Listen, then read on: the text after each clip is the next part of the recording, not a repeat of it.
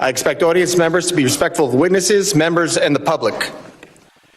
The issues we are debating are important ones that members feel deeply about. While vigorous disagreement is part of the legislative process, members are reminded that we must adhere to established standards of decorum in debate. It is a violation of House rules and the rules of this committee to engage in personalities regarding other members or to question the motives of a colleague. It is also a clear violation of the rules of the House to make statements that might be personally offensive to the President or the Vice President of the United States. Remarks of that type are not permitted by the rules and are not in keeping with the best traditions of our committee. The Chair will enforce these rules of decorum at all times and urge all members to be mindful of their remarks. I now recognize myself for an opening statement. Good morning. Welcome to the Committee on Homeland Security's annual hearing on worldwide threats. Our witnesses today are Homeland Security Secretary Kristi Noem, National Counterterrorism Center Director Joe Kent, and Federal Bureau of Investigation Operations Director Michael Glasheen. I appreciate your willingness to testify and address the threats America faces every day at home and abroad. I want to recognize that this is an annual hearing on the one the committee expects to hold in September 2026, surrounding the 25th anniversary of September 11th terrorist attacks. This year, we made numerous accommodations considering the record-long Democrat shutdown and your busy schedules. But we expect 2026 to include the Homeland Security Secretary, the NCTC Director, and as in the past, the Director of the FBI. The Department of Homeland Security and this committee were created following the attacks on September 11th and bestowed with the responsibility to secure the homeland from threats and keep Americans safe. The work your agencies do each day furthers that mission, and this committee will always be a strong partner in those efforts. I want to commend all three of you. The border is secure, the flow of drugs is slowing, and violent criminals are being taken off the streets. America is once again a symbol of global strength. However, I'm sure you'll agree it is not time to take a break. It is time for action. We cannot succeed in our collective Homeland Security mission without working together, collaborating, and striving for better. The threats we face are persistent and ever-changing.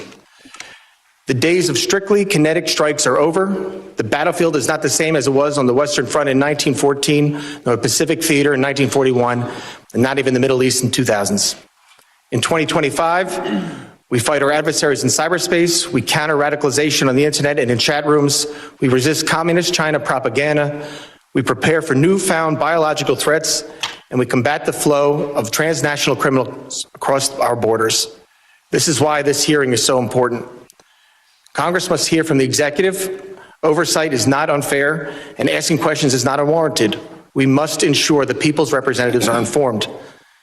In less than 1 year, the Trump administration has delivered historic results in securing our borders and dismantling transnational criminal networks. The commitment to restoring and maintaining a state of law and order has resulted in illegal border crossings falling to their lowest level in decades. Compared to last year, nationwide border encounters have plummeted nearly 80%. This is a testament to the administration's enforcement of the law and deterrence of further and uncontrolled illegal immigration. More and more, both nation state and rogue actors are turning to cyberspace to conduct nefarious operations against the United States and its interests. Just a few weeks ago, we saw the first mainly autonomous artificial intelligence conducted cyber attack. The AI threat is no longer something out of faraway science fiction movie. Technology improves every day, and so does our adversaries' understanding of how to use it. We must be prepared. We must work together with our state and local partners, as well as the private sector, to share information to better identify and mitigate attacks. We must remain vigilant in the face of threats posed by Russia, China, and Iran. And we must harden critical infrastructure.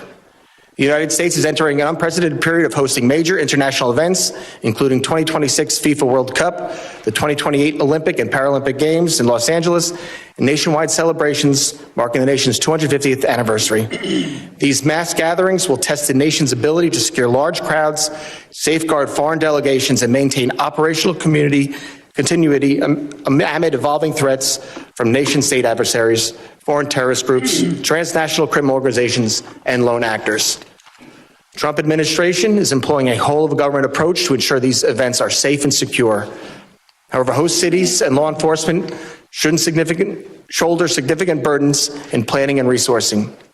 Persistent challenges include coordination shortfalls, intelligence sharing gaps, and jurisdictional limitations, particularly at ancillary venues such as athlete housing, training facilities, hotels, and fan zones. All of this is on the backdrop of the upcoming 25th anniversary of the horrific terrorist attacks of September 11th that took the lives of thousands across New York, D.C., and Pennsylvania. It is why I sought this chairmanship and what guides me every day in this work. We all share the same goal: keep Americans safe regardless of the threat. I look forward to the witnesses' testimony today, and I hope we can work together to ensure we achieve this common goal. I now recognize the ranking member, the gentleman from Mississippi, Mr. Thompson, for his opening statement. Thank you very much, Mr. Chairman. And before I start, let me, the Secretary of Homeland Security and National Counterterrorism Center Director here today. Your predecessor couldn't seem to get that done, and I appreciate your commitment to holding this hearing. Each day, we've had more examples of Republicans abdicating their constitutional oversight responsibilities. Fortunately, unlike other chairs in this body, it appears that if you are serious about this committee work being done, and I compliment you for that. As I look at the witnesses table, though, I can't help but notice that FBI Director Kash Patel isn't here with Secretary Noem and Director Kent. I'd also say that we have just been provided Secretary Noem's testimony. I've been on the committee since its inception, and I've never had the rules violated where we couldn't get testimony so members of the committee could look at it until today. Today's hearing is supposed to be one of the most important exercises of this committee's oversight jurisdiction. Each year, we hear from the Secretary of Homeland Security, the Director of National Counterterrorism Center, and the Director of the Federal Bureau of Investigation, who is nowhere to be seen today. Maybe Director Patel is too busy spending taxpayers' dollars flying to his girlfriend's concert on the FBI's jet to answer questions from Congress. Maybe the FBI director isn't here because he's afraid of scrutiny from Democrats who want to know what the FBI is doing to keep America safe. Or maybe Director Patel knows that the Trump administration itself is a threat to Homeland Security and want to hide from public accountability. On the other hand, Director Kent is here, which is good because we have questions for him about NCTC's work, as well as his comments about the January 6th insurrectionists he called, and I quote, political prisoners, unquote, who deserve to be pardoned. Some of the people he defended, however, are back in jail for crimes like plotting to murder FBI agents and possession of child pornography. It's scary that these unserious people are in charge of keeping America safe from terrorism.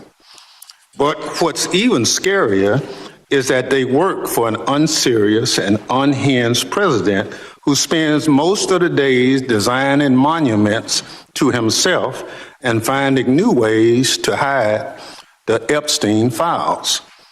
All of this puts America and its lives, people who live here, at risk every day.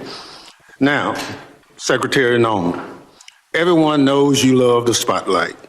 We've seen your commercials, but what you haven't provided to the committee, despite our many requests, are the questionable contracts that you've awarded to your friends to film you on the 2028 campaign trail. Unfortunately, this is nothing new. In their one big ugly bill, congressional Republicans gave you a blank check, Secretary Noem, and you have wasted no time spending it on yourself. Instead of deploying Homeland Security grants to protect churches and synagogues from terrorism, you handed your friends a $220 million contract so they could follow you around the country with a camera. Instead of fully funding the DHS agency that protects our hospitals, schools, and electrical systems from cyber attacks, you spent $200 million to buy yourself new private jets.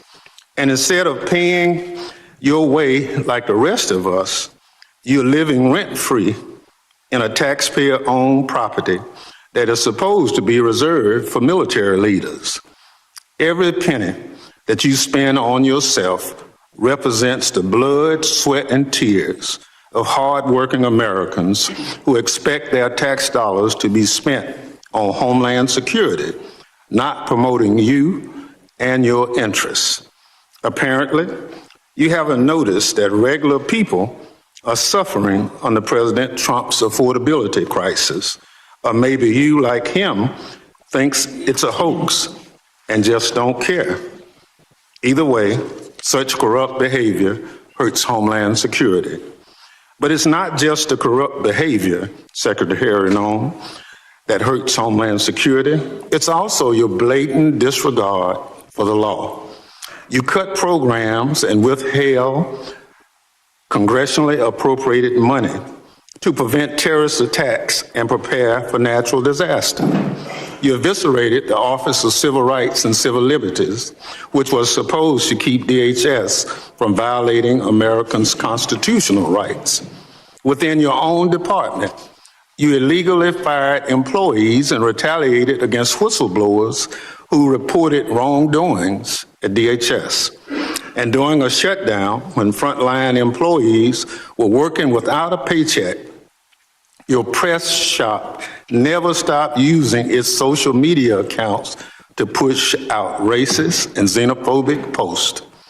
Throughout your tenure, you diverted resources from critical Homeland Security agencies and programs to carry out an extreme immigration agenda.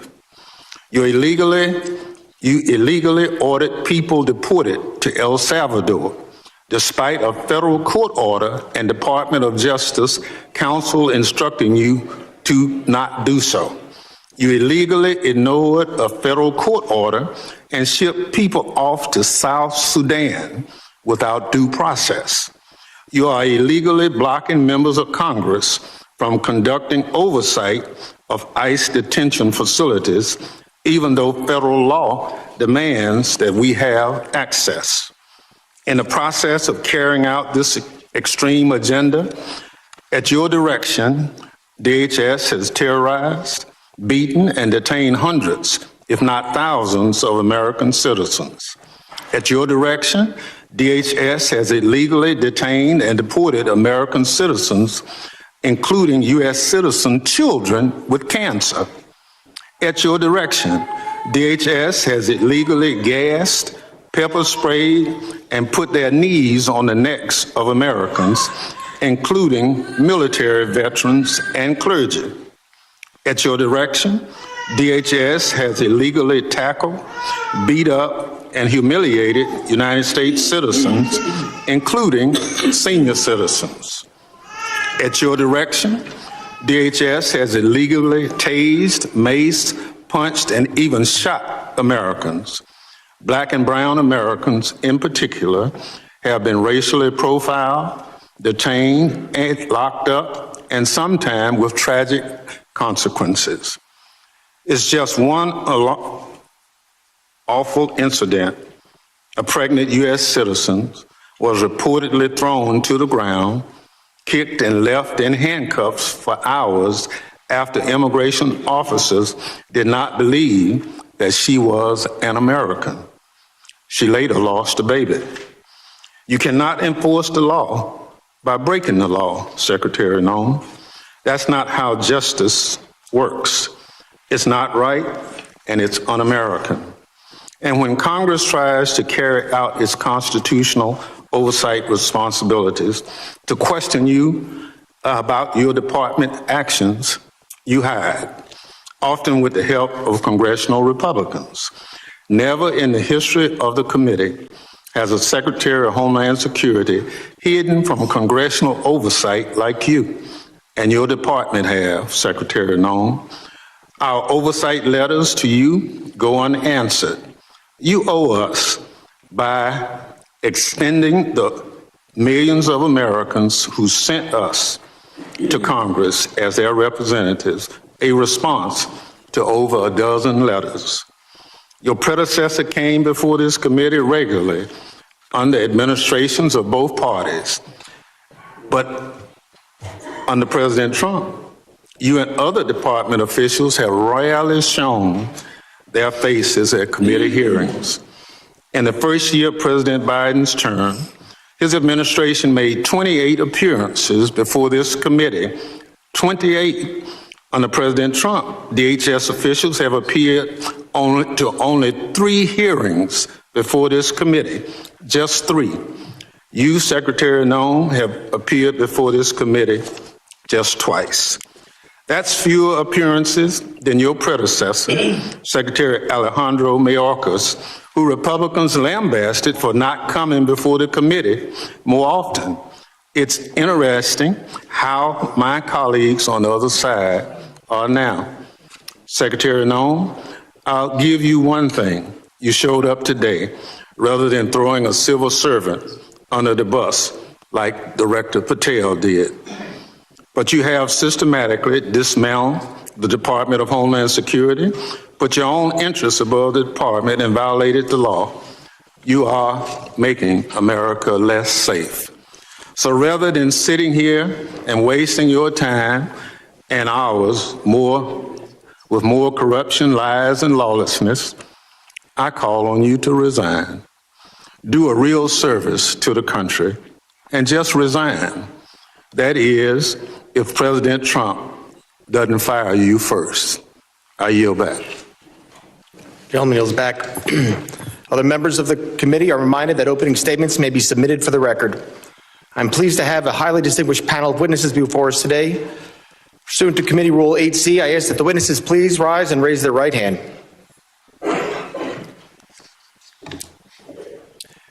Do you solemnly swear that testimony you will give before the Committee on Homeland Security of the United States House of Representatives will be the truth, the whole truth, and nothing but the truth, so help you God? Thank you. Please be seated. Let the record reflect that the witnesses have all answered in the affirmative. I would like to now formally introduce our witnesses. First is Ms. Kristi Noem. She is the Secretary of the Department of Homeland Security. Secretary Noem previously served as Governor of South Dakota and was a member of this distinguished House.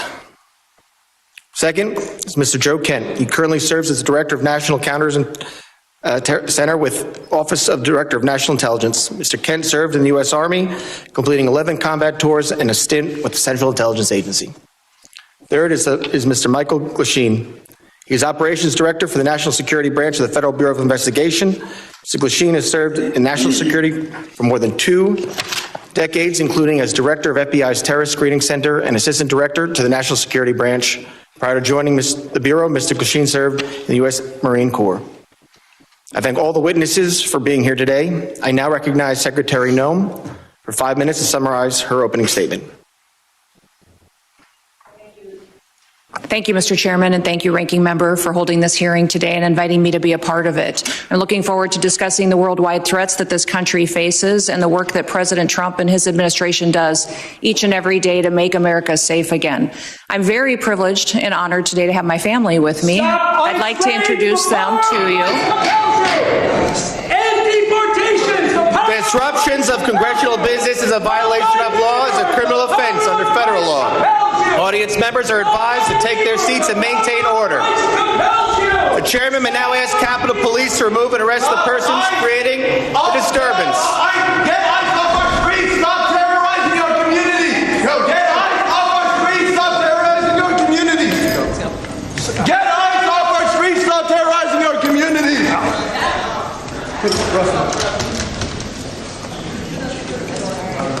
Secretary may continue. Chairman, I'll continue. Today with me, I have my husband, Brian, who's with me, and also 2 of my children. My oldest daughter, Cassidy, and her husband, Kyle, are sitting here in the front row. And then my middle child, Kennedy, and her husband, Tanner, and that was my grandbaby, Noah, that was crying a little bit during the ranking member's comments. I don't think she agreed with him. I don't have my son with me or 3 of my grandchildren, but I'm very blessed that I have a wonderful family who is here and loves this country and is grateful to the work that we get to do as a family each and every day. We also have the blessing of having some angel families with us as well. They are here in the audience, and I'm so grateful for them for being willing to come here and be strong.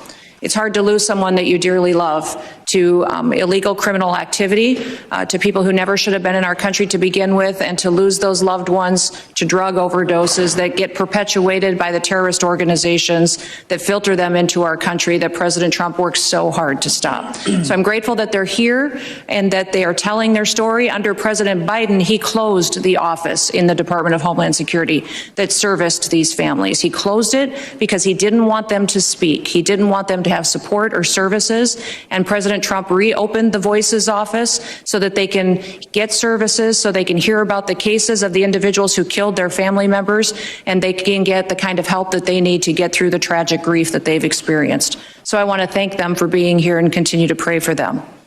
I want to thank you for the opportunity to be in front of you today to discuss the wide range of threats that the Department of Homeland Security is working on to protect us from here at home and also around the world. Just 2 weeks ago, the day before Thanksgiving, a terrorist shot 2 of our National Guardsmen in Washington, D.C., killing Sarah Beckstrom dead, and Staff Sergeant Andrew Wolf is still fighting for his life. Fortunately, we've had some really good news about Andrew recently, and he had the opportunity to stand up and is a miracle, and we're so grateful for his family for being so strong. We continue to lift him up and pray he has a full recovery. The terrorist who shot them was an Afghan national who entered the United States under Operation Allies Welcome. The same week, we arrested another Afghan national who came in under the same program. He was planning to carry out a bombing in Fort Worth, Texas. And just last week, just miles away in Washington, D.C., we arrested another Afghan national who also came in under Operation Allies Welcome. That individual provided support to the Islamic State of Iraq and ISIS-K and weapons to his father, who was a commander of a militia group in Afghanistan. Those are only a handful of the challenges that we face and the threats that the Department of Homeland Security stands against every single day. Under President Trump's leadership, DHS is securing our borders, we're restoring the rule of law, and we're protecting the homeland. DHS is eradicating transnational organized crime and the stopping of deadly drugs from continuing to be funneled into our communities. We're ending illegal immigration, returning sanity back to our immigration system, and we're defending against cyber attacks against our critical infrastructure. We have sent a strong message to criminal illegal aliens that we will find you, we will arrest you, and we will deport you. Our message has resonated to over 1.5 million illegal aliens who have gone home on their own voluntarily. At the same time, we as a country are still dealing with the mistakes, the errors, and the willful disregard of the last administration. For 4 years, the Biden administration allowed millions of people to come into our country illegally. Millions more in our country were exploited and were brought in under parole programs without even basic vetting.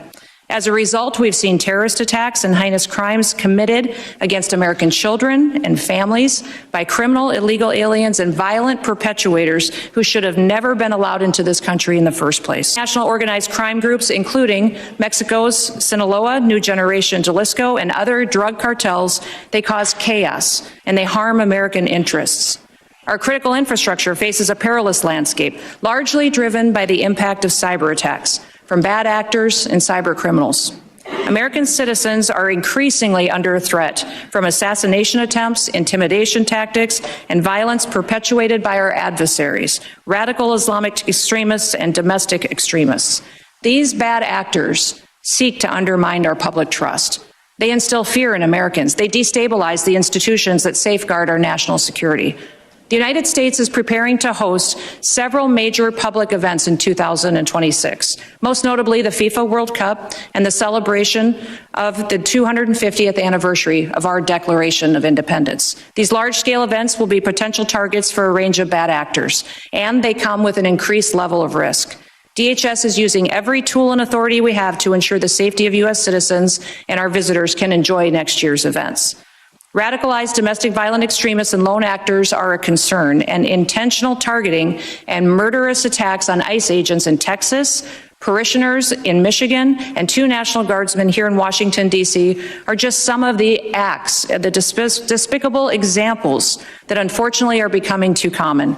These threats underscore a clear need for security strategies that counter both large-scale and individualized attacks. We will remain alert in our mission to protect this country. We will protect our citizens. And as we enter into a historic year, America will be on the world stage. Our economy faces challenges from anti-competitive and illicit foreign economic practices that hurt the prosperity of all Americans. Those include economic espionage, intellectual property theft, and customs fraud. Illicit front companies often abuse the visa system to acquire sensitive U.S. equipment, information, and technology. Economic security is national security because a country that cannot feed itself, can't fuel itself, and cannot provide for itself cannot possibly defend itself. Under President Trump's leadership, we will continue to protect American interests and bolster American economic power and technological innovation to further growth and prosperity. The American people depend on the Department of Homeland Security to remain vigilant, agile, and responsive. We will never yield, we will never waver, and we will never back down. Thank you for the privilege to be with you today, Mr. Chairman, and I look forward to your continued support of the work that we do. I yield back. Thank you, Secretary Noem. I now recognize Director Kent for 5 minutes to summarize his opening statement. Thank you very much, Mr. Chairman, ranking members, and all the members of the House. I appreciate the opportunity to appear before you and discuss the threats posed to our nation. Despite the progress that we've made so far in the Trump administration, the threat posed by terrorists of all brands remains very high right now. We've made significant progress under President Trump's leadership. We have the jihadis of ISIS and al-Qaeda on the run in Iraq and Syria, thanks to the decisive action and the strikes that we've taken there recently since President Trump took office in January. However, we have a persistent threat from the individuals that were allowed into this country by the previous administration. The number one threat that we have right now, in my view, is the fact that we don't know who came into our country in the last 4 years of Biden's open borders. What we have identified is alarming, and I want to share that with you today. We just recently put out a warning of the heightened risk of terrorist attacks posed to the homeland by terrorists pretty much of all stripes, but in particular from ISIS and from al-Qaeda. NCTC has been crunching the numbers and going through the sheer volume of known and suspected terrorists that are in the country that came in under the Biden administration. So far, NCTC has identified around 18,000 known and suspected terrorists that the Biden administration let come into our country. These are individuals who, under normal circumstances, would never be allowed to enter our country because of their ties to jihadi groups like ISIS and al-Qaeda. Yet the Biden administration not only let them into the country, and in many cases facilitated their entry into the country, just like the entry of the Afghan terrorists who committed the terrorist attack here just before Thanksgiving, killing one of our National Guard members and wounding another. That Afghan was brought into the country as a group of over 100,000 Afghans who were brought here during the disastrous withdrawal from Afghanistan. These individuals, despite what has been reported, were not vetted properly to come into the United States. The individual terrorist who committed the attack in D.C., he was vetted to serve as a soldier in Afghanistan. The Biden administration essentially used his tactical level vetting as a ruse to bring him here and to bring him into our communities, and we've seen the tragic results of that. Now, that Afghan, that attacker, that terrorist, is just one of 88,000. We've identified 2,000 of that group of 88,000 who have ties to terrorist organizations. We're working right now hand in hand with DHS and with the FBI to run down this 2,000, the Afghans who came here under Allies Welcome who have ties to terrorist organizations, and additionally the other 16,000 individuals with ties to terrorist organizations that Biden let into our country. That is probably the top terrorist threat that we face right now, and that doesn't include the individuals who came here illegally through the open border. That number, alarmingly, remains unknown at this time. We're trying to figure out who those individuals are as well. Also, adding to this elevated threat, we have ISIS and al-Qaeda that have found sanctuary in places like Afghanistan and Syria due to the transitional nature of those governments, and also, again, in Iraq and some of the hinterlands of Iraq. And these terrorists are able to communicate and spread their propaganda and a lot of their know-how thanks to the proliferation of encrypted apps and also due to just the internet writ large. The new terrorist tactic that we're seeing more and more is moving away from very deliberate cellular attacks that we can infiltrate easily while they communicate into an inspirational methodology where you have key members putting out media and putting out how-to guides to reach out and to touch individuals inside the United States. We recently disrupted one of those attacks just before Halloween, thanks to the work of the FBI with support from really the entire U.S. intelligence community and the Joint Terrorism Task Force model in Michigan. That plot touched multiple states and had ties to ISIS inside Iraq and Syria. Another issue that we are addressing right now, thanks to the decisive leadership of President Trump, is the scourge of fentanyl, gang, and cartel violence. Under President Trump's leadership, we've designated these cartels and gangs as terrorist organizations, and we've done that rightfully so. These individuals, these terrorists, have killed hundreds of thousands of Americans, as these angel families will tell you firsthand. What President Trump has done by designating them as terrorists has allowed us to turn the tools of the intelligence community against them and predominantly watch list them as terrorists to prevent them from ever coming into America in the first place. To date, we've added about 35,000 of these narco-terrorists to our terrorist watch list, and we've stopped just around 6,000 of these terrorists from ever entering our country, from setting foot inside of America, so they can no longer kill Americans with impunity. These are just some of the issues that we're covering 24/7, 365 at the National Counterterrorism Center, and I look forward to discussing more with you all today. Thank you. Thank you, Director Kent. And now recognize Director Glasheen for 5 minutes to summarize his opening statement. Good morning, Chairman Garbarino, Ranking Member Thompson, and members of the committee. I'm Operations Director Michael Glasheen. I oversee the FBI's National Security Divisions. I am honored to be here with you, representing the people of the United States, the FBI, who tackle the complex and grave threats we face with perseverance, professionalism, and integrity. Our nation faces serious and evolving threats ranging from international terrorists to hostile foreign intelligence operatives, from sophisticated cyber attacks to internet-facilitated sexual exploitation of children, from violent gangs and criminal organizations to public corruption and corporate fraud. Keeping pace with these threats is a significant challenge. Our adversaries take advantage of the internet, social media, and emerging technologies like artificial intelligence to influence the American people, facilitate illegal activities, and recruit followers. Even as 2026 marks the 25th anniversary of the 9/11 attacks, terrorism remains a persistent but evolving threat. Over the past several years, the FBI has identified a particularly concerning uptick in the radicalization of young people. Radicalization of domestic terrorists most often occurs online. Social media and encryption have increased the speed and accessibility of the violent extremist content. International terrorists continue to pose one of the greatest, most immediate threats to the homeland.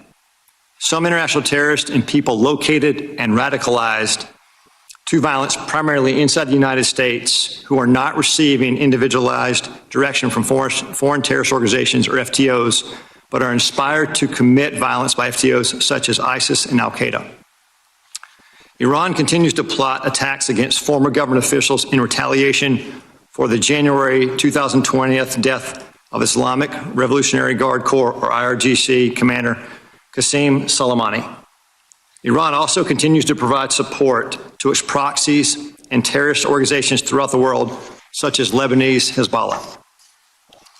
China, Russia, Iran, North Korea, and criminal ransomware continue to be the top cyber threats facing the United States.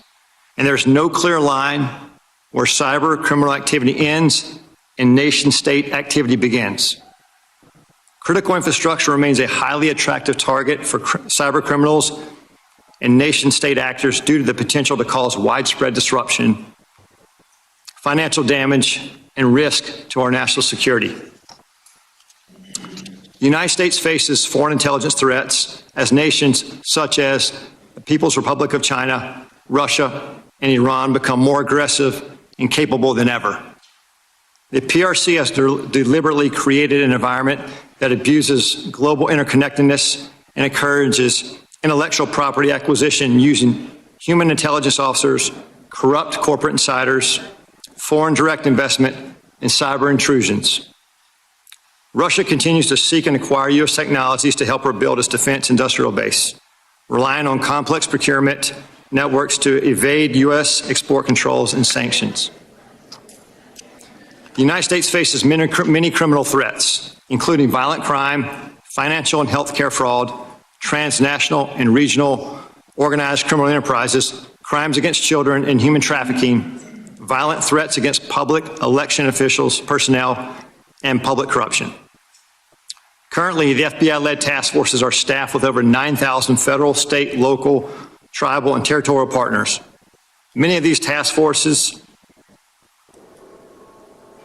are focused on cartels, violent crime, drug trafficking, child exploitation, and human trafficking across our nation's communities. The FBI has and continues to establish strong capabilities to assess the threats, share intelligence, and leverage key technologies. We recruit the best to serve as special agents, intelligence analysts, and professional staff. Our leadership team views change and transformation as a positive tool for keeping the FBI focused on the gravest threats facing our nation. Over the past few months, we started the process to relocate hundreds of positions from the National Capital Region out to field offices across the country. This enhancement to field resources increases our investigative capacity across our 56 field offices and enhances the FBI's commitment to addressing violent crime, gangs, drugs, counterintelligence, and terrorism threats. Our fellow citizens look to us to protect the homeland from these threats.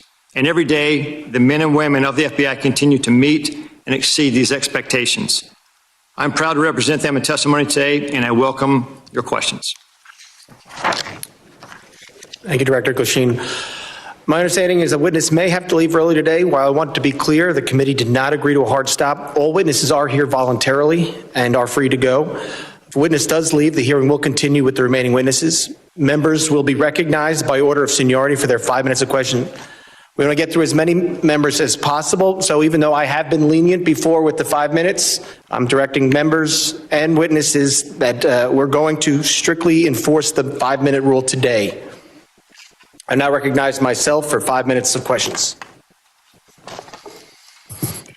Secretary Noem, I appreciate you being here today, and you've been on the job less than a year, and this is the second time appearing before the committee, which I think is the norm, and I do really appreciate you being here. And I know you have a very important job to do. You oversee a lot of different sub-agencies, so I know you can't always be here in person. And with that, as a committee, we still want to work with the administration and conduct our oversight. So I'm asking you if you can commit to making sure that in the future, if we want to have a hearing, you'll be able to supply maybe a deputy secretary or somebody to come to specifically talk about that. Yes, Mr. Chairman. I really appreciate that communication, and I think collaboration between the administration and Congress is key. Secretary Noem, I also wanted to ask you, in September, the department under FEMA proposed new allocations for counterterrorism grant funding, which cut dollars to New York by 80% because of a new formula. Considering New York is consistently a top terror target, this was surprising. We're grateful President Trump restored this grant funding, and pursuant to the present direction, has the department increased the allocation to New York? Yes, President Trump did. I would say that when we look at the Homeland Security grants and how they're allocated, the formula focuses on where we see the threats today and where those communities are that need the resources. I would also inform the committee and you, Mr. Chairman, that New York City at the time of the allocation still had over $440 million in reserve that was available to them to utilize. So the intention of these grants is that communities and cities would use the dollars to build up the security measures that they need to do for a long-term impact, and that the same amount of dollars aren't necessary every single year. You need to meet the threats where they are in the country at the time the grant dollars are available. So thank you to all of you for your work on getting us dollars that we can give to grants to help secure our local communities and states. But when we're looking at cities that have hundreds of millions of dollars in reserves, we recognize that giving them hundreds of dollars of millions more may not be appropriate considering all of the threats that we have. But President Trump has sent more resources to New York City. We'll continue to meet the threats head on because that is our mission, is to make sure that we're looking at every single threat that we have. The formula that we have considered and have put in place recognizes what came over the border, where we see the infiltration going, which communities are impacted, and what we need to do to harden our systems. I appreciate that, Secretary, and I appreciate the work you're doing with the President. I appreciate his decision to send that increased money to New York. I have a question. Since this is about worldwide threats, can you discuss what DHS's most significant concerns are today for the country? I would say, Mr. Chairman, what keeps me up at night is that we don't necessarily know all of the people that are in this country, who they are and what their intentions are. We think up to 15 to 20 million people came in under the Biden administration on the invasion over the southern border. They were not vetted. They were allowed to pour in. Our parole programs, our asylum programs, our visa programs were all exploited, and the integrity was demolished under Joe Biden and the leadership of the Department of Homeland Security. And frankly, the entire department was neglected.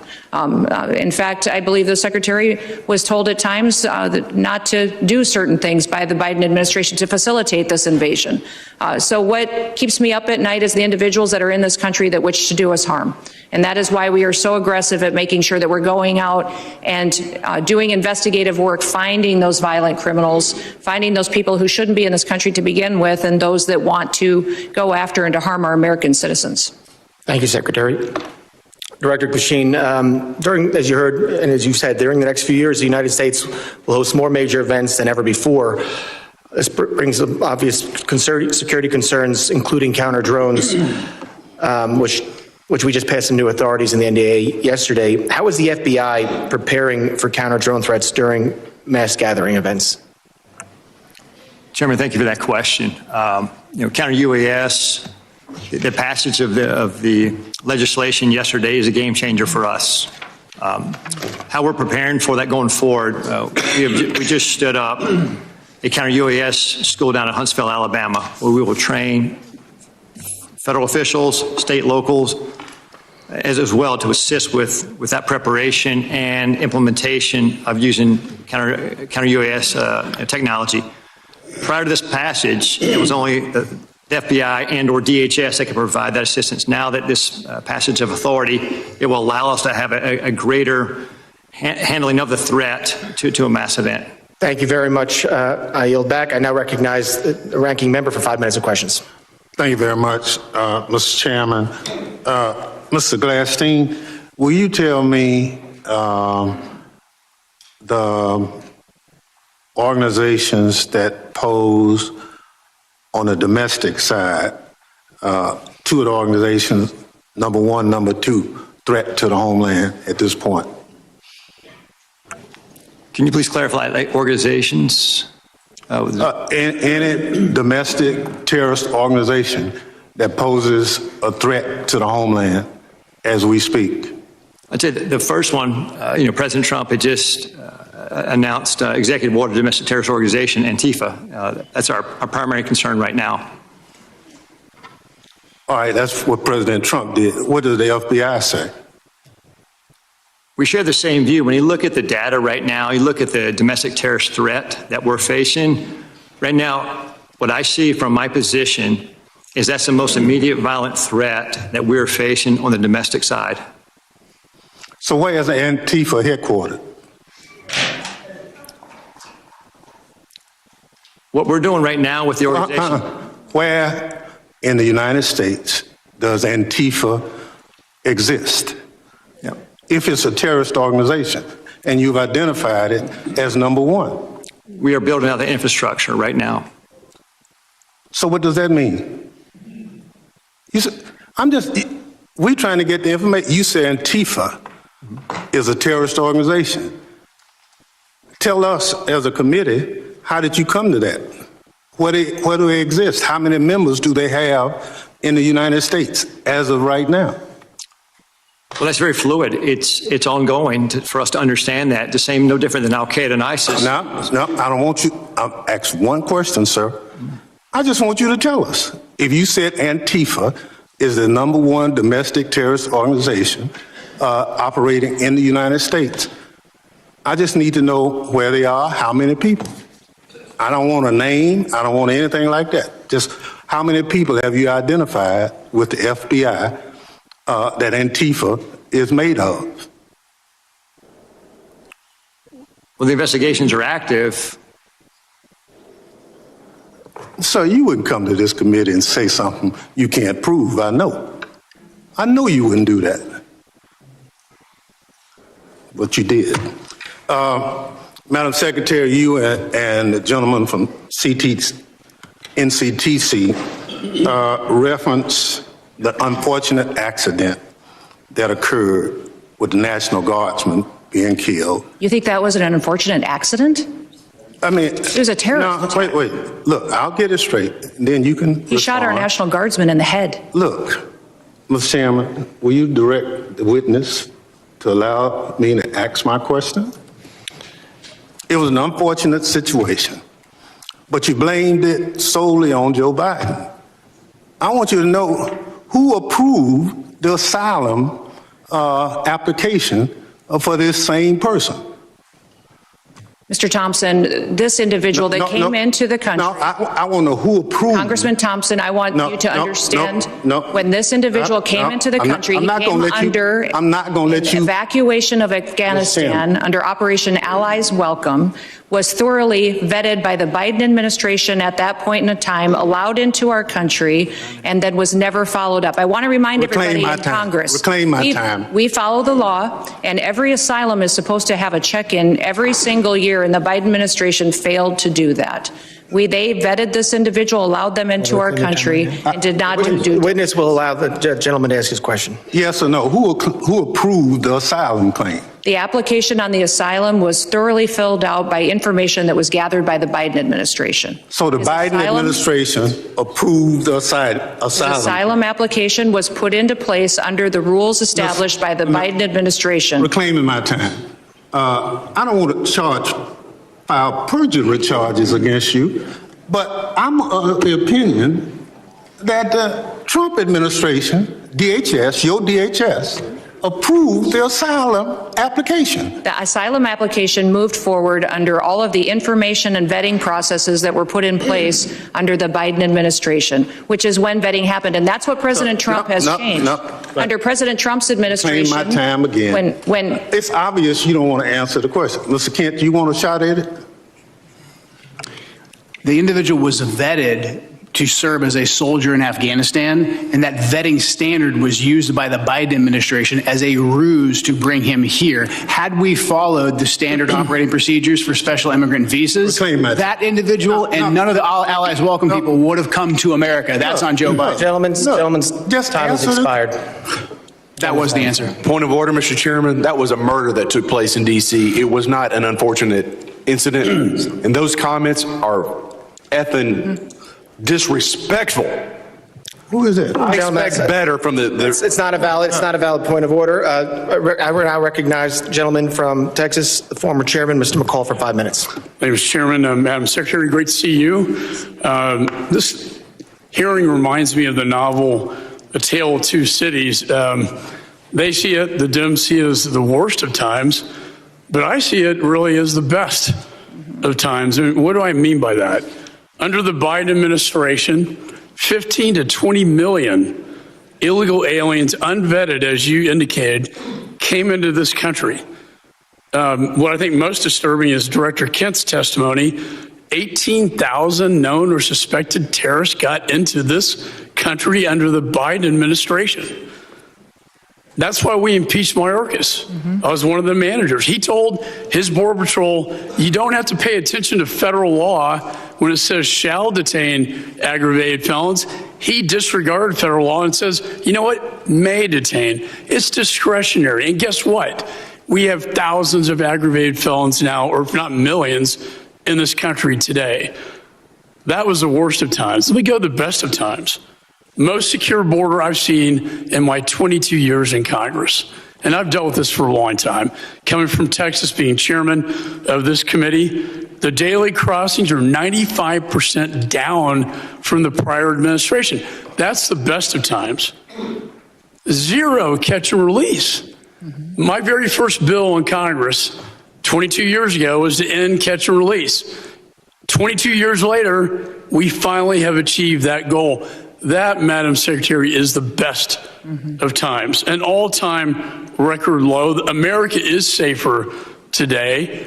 I feel so. And when I look at the Venezuelan vessels attacked, the president had every right under the Constitution, Article 2, international waters, cartels designated as FTOs, coming into our country to spread poison to kill Americans. If that's not self-defense, I don't know what it is. And then finally, Madam Secretary, thank you for taking out the shadow Iranian oil tankers headed from Venezuela to Cuba, getting around our sanctions that Congress passed. I'm finally seeing an administration flexing its muscle in this hemisphere, which has been neglected for so many years. So air, land, and sea is your charge.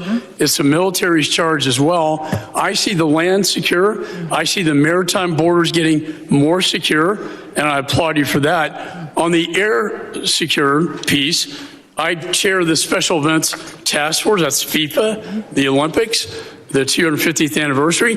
Drones are the biggest threat as I see it. I see it in Ukraine in its conflict with Russia, and I see it across our border, and I see it at these events. If you could update me, and with the new NDA authorization to allow federal, state, and locals to work together to identify hostile adversary drones and take them down, can you tell me how that will impact your ability, Madam Secretary, to better secure these special events? Yes, thank you, Congressman McCall, and thank you for your leadership. I understand you're retiring, and I'm sad about that. You've been a statesman. Thank you for serving with such dignity. Thank you. The counter-drone and drone technology that is out there today, frankly, our authorities haven't kept up with. And so thank you for that legislation. Thank you for giving us the opportunity to truly defend the homeland. Here at the Department of Homeland Security, we are going to be investing upwards to $1.5 billion into drone technology and counter-drone technology and mitigation measures that we can deploy not just across different NSC events or large-scale events that we're responsible for the security on, but also that we can use to partner with cities and states for celebrations and different things that they may hold as well. So we have the responsibility at the Department of Homeland Security for FIFA and the 11 cities that will be hosting the matches here in the United States, also the Olympics, the America 250 celebrations, also other national security events that happen, such as Mardi Gras and other events that are going on throughout the country. So this program that we will have will not only work within the events that the department is responsible for, but we will be able to sign agreements with states and cities to provide measures that they don't currently have.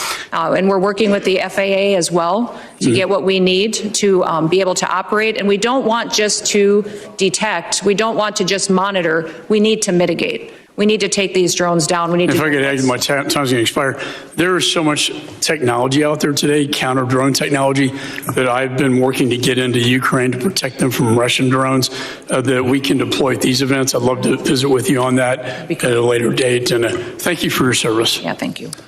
Gentleman's time has expired. I now recognize the gentleman from California, Mr. Correa, for 5 minutes of questions. Thank you, Mr. Chairman. And I agree with my colleague from Texas. It is a tale of two cities. Secretary Noem, Trump administration, you're going after the worst of the worst criminals, and we agree with you. The problem is 70% of the people you've arrested have no criminal record. You're going after non-criminal immigrants, U.S. citizens, and permanent legal residents. Donna Hughes Brown, Irish citizen, green card holder, 48 years in the United States. She also happens to be the mother of a U.S. Marine, sister to a retired Army colonel. She's in ICE detention since July. She tried to come back from Ireland, arrested, has been there since then. Her crime? She wrote 2 bad checks for less than $80 a decade ago. You arrested her, she's in custody. Her husband, Jim Brown, came to us and told us her story. Jim told us, I voted for President Trump because he promised to go after criminals in our community and not people like my wife. If I can, I'd like to play a video for you.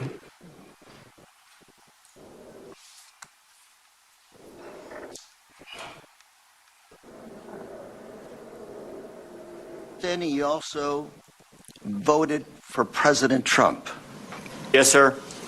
Why did you vote for him? Because I was an idiot. 80% of the evangelical Christian people were lied to, if you really want to know the truth, and that's exactly what happened. They said criminal, and I believe criminals need to be off the street. I just want to make sure people watching this understand who you are. My wife and I, when we don't work, we're ministers. We help the needy. That's what we do. And that's who they're arresting. Now we've got Mr. Jim Brown before you. He's standing up. Hopefully you can talk to him a little bit. These people, Donna Hughes Brown, are not the individuals that should be deported. Another case, Narciso Barranco was beaten and arrested by masked agents while working as a landscaper. He's an undocumented immigrant, 30 years in this country, not a traffic ticket. Mr. Barranco is also the father of 3 U.S. Marines. 3 Marines. You want to make a movie of people like this. A man who comes to this country, instills patriotism in his kids. They swear an oath to serve and possibly give up their life for this country. We'll play a video on this as well, please.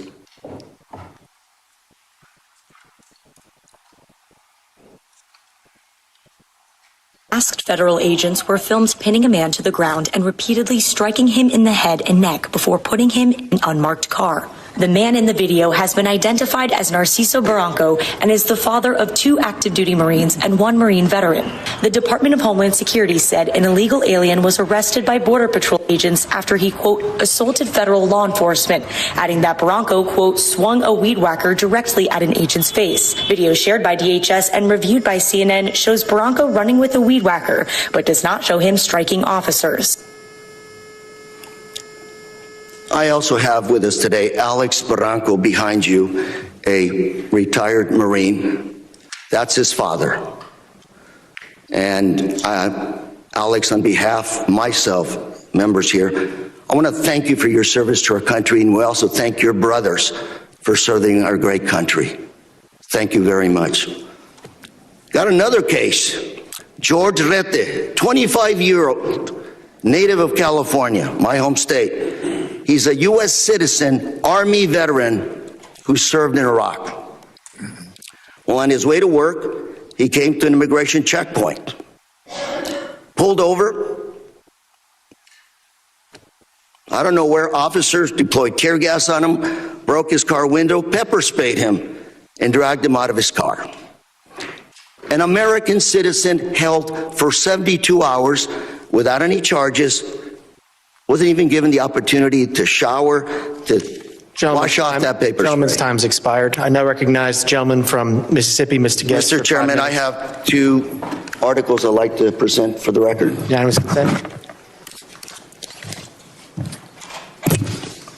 Under President Trump, an agency intended to keep Americans safe has diverted resources from child abuse, trafficking, and terrorism to immigration enforcement.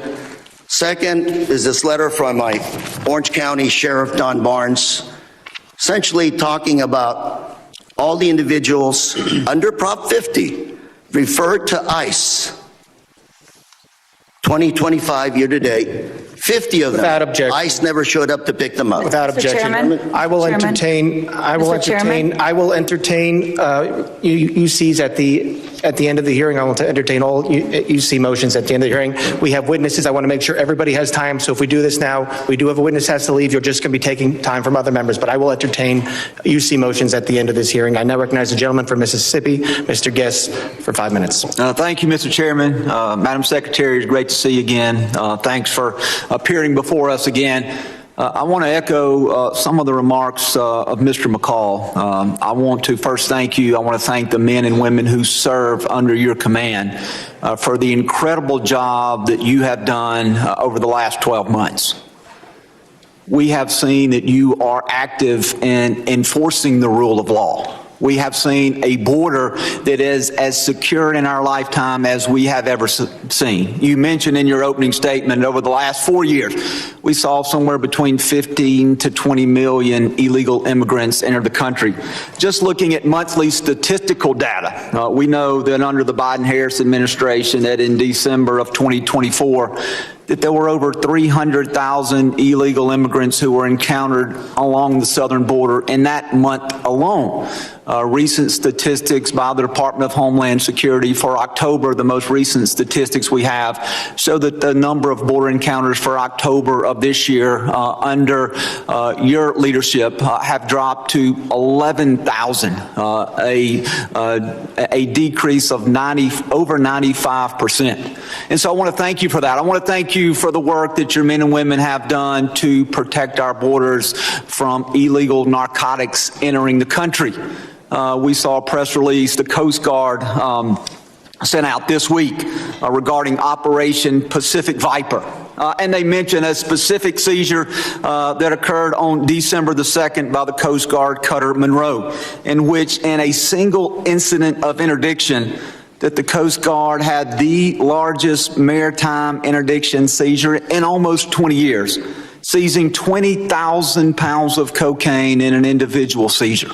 So I thank you for your aggressive actions in enforcing the law and for the incredible work that you and the men and women under your command are doing. I want to talk about, as we talk about threats, I want to talk about threats against law enforcement.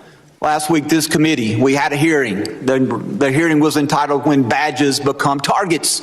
And during that hearing, we talked about the threats to law enforcement, specifically federal law enforcement. And even specifically within federal law enforcement, the threats toward ICE agents, the threats toward you and other members of leadership within DHS. We know that those threats and those incidents of physical attack have escalated dramatically, in some cases over 1,000%. And part of the driving force, I believe, behind those threats is what I refer to as rhetoric against law enforcement. And I brought this up last week, and I want to bring this up again with you and give you a chance to briefly address this.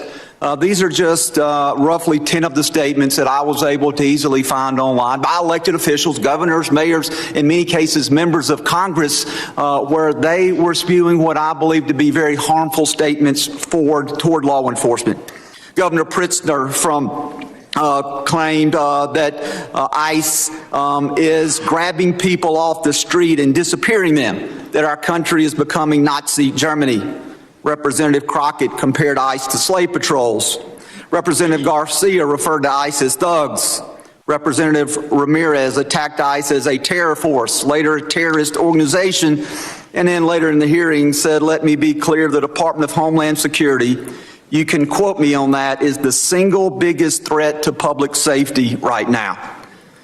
Representative Tlaib said ICE is terrorizing our community, turning our country into a fascist police state. Representative Jayapal called ICE agents deranged and said it's inspiring to obstruct immigration enforcement. Governor Walz smeared ICE agents as modern-day Gestapo. Chicago Mayor Johnson accused ICE of being secret police and terrorizing our community. Representative Lynch referred to ICE agents as the Gestapo and nondescript thugs.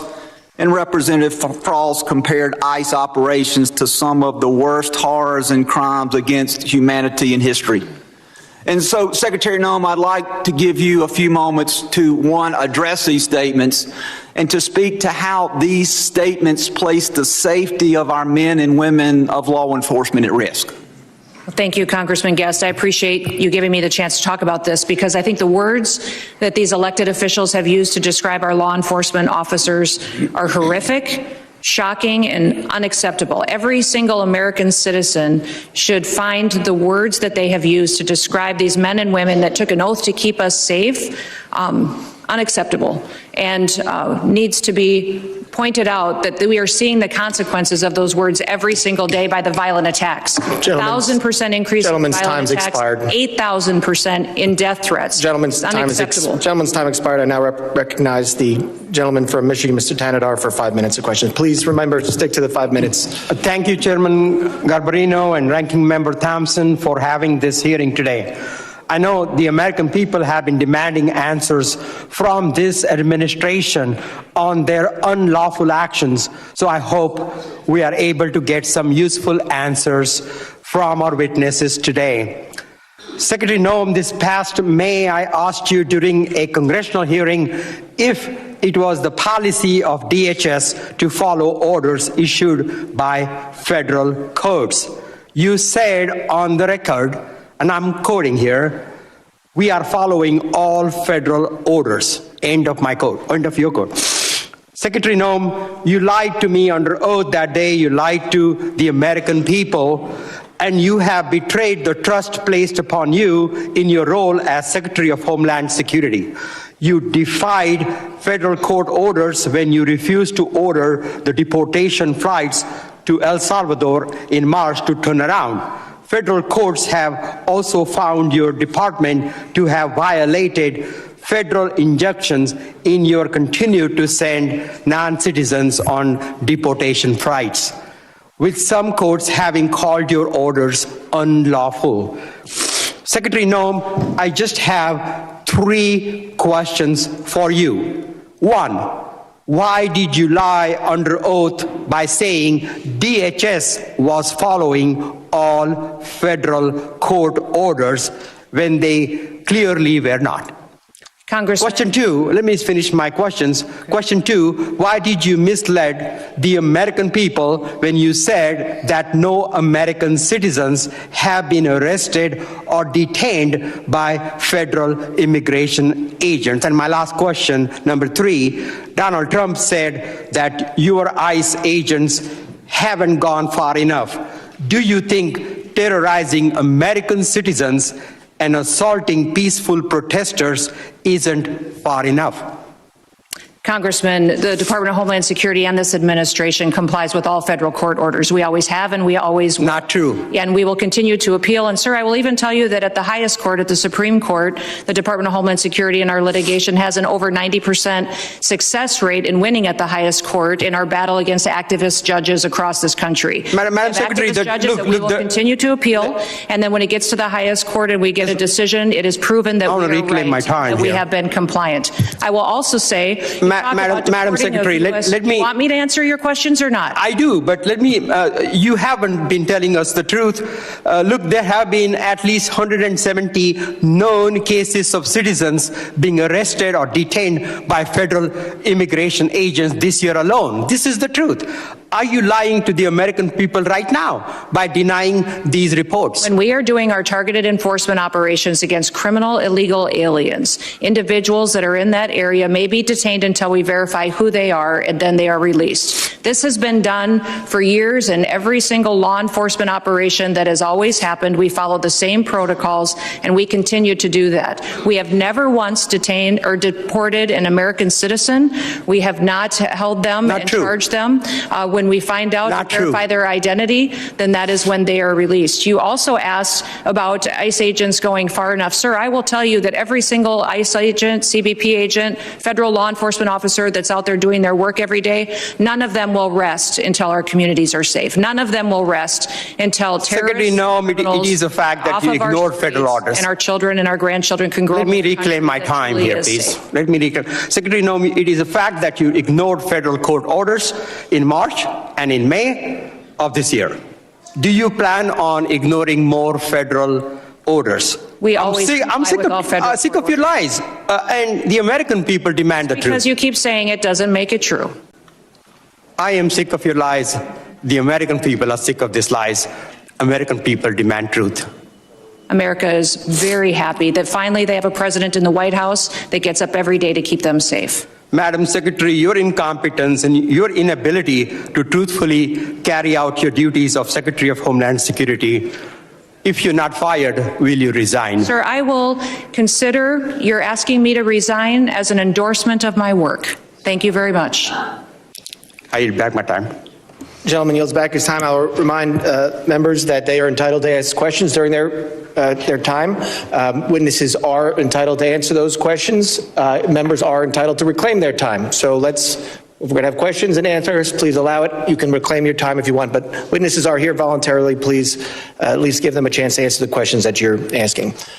I now recognize the gentleman from Texas, Mr. Pfluger, for 5 minutes of questions. Thank you, Mr. Chairman. And it's unfortunate that our colleagues on the other side of the aisle for 5 straight years now have no concern for anything worldwide threats-wise. And I have proven that. We're supposed to be talking about worldwide threats, but unfortunately we're talking about homeland threats in our homeland. And Director, can you just reaffirm the number for us of people that match the terror watch list that are in our country? There's 18,000 known and suspected terrorists in the country right now that came in under Joe Biden's watch. 18,000. 18,000. That's unbelievable. That's unbelievable. And that's just what we know of, Congressman. Secretary, despite even members on this committee that have called our law enforcement and ICE and DHS and Border Patrol and other agents names and slandered them, I support you and I support what you're doing to secure the homeland. The Working Families Tax Act allocated $13.5 billion to the Department of Homeland Security and the Department of Justice to reimburse states for the cost of the Biden-Harris administration's open border policies. No state suffered more than Texas. Fentanyl, drug and human trafficking, violent crime, stress on local emergency response services caused substantial damage to my district, to our state, to my constituents, to people that live and work in Texas. And in response, our state launched Operation Lone Star to secure the border when the Biden administration abdicated their responsibility to do that. We built miles of border wall. We had other barriers. We deployed state troopers, National Guard to deter the invasion that we suffered during this time period, which cost our state over $11 billion. And so as part of this Working Families Tax Act, we allocated $13.5 billion to reimburse those states. Last month, along with our senators, I led the Republican Texas delegation in sending a letter to you and Attorney General Bondi highlighting this and requesting that the state of Texas be fully reimbursed. And I wanted to get a status on that reimbursement today. Yes, thank you. And we still to this day remain incredibly grateful to the state of Texas for their leadership during that time. That was challenging times,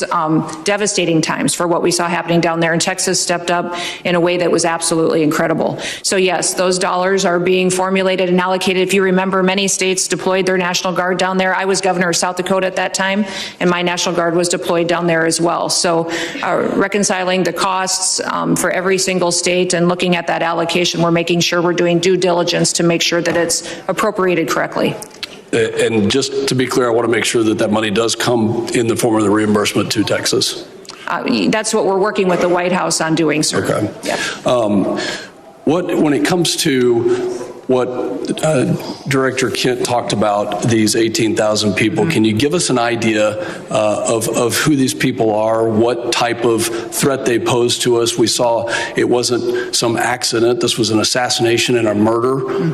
It was not an accident, despite my colleagues saying that it was an accident. It was a murder and an assassination of a National Guard hero. So what other types of threats are you tracking and preventing from happening?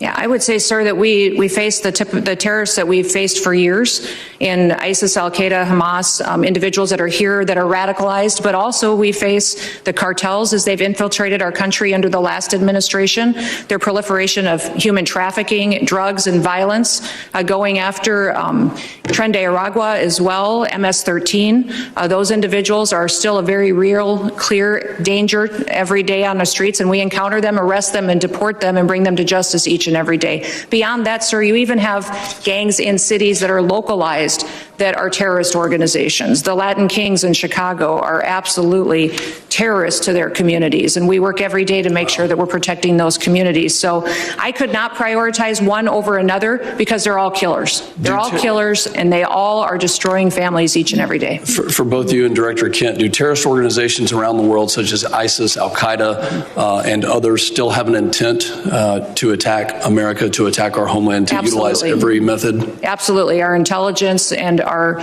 information that we deal with every single day is addressing those threats on our streets here in the United States.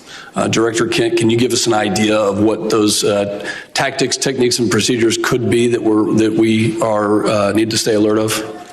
Honestly, the attacks of October 7th, the decentralized and just barbaric nature of that is the new terrorist playbook. They're not looking necessarily for a spectacular attack like we had on 9/11, but targets of opportunity like we tragically saw with the terrorist attack in Washington, D.C., these smaller cells or even individual operatives taking action. That's what has us very concerned, combined with just the sheer volume. My time has expired. Secretary, thank you for your commitment to reimburse taxes. I yield back.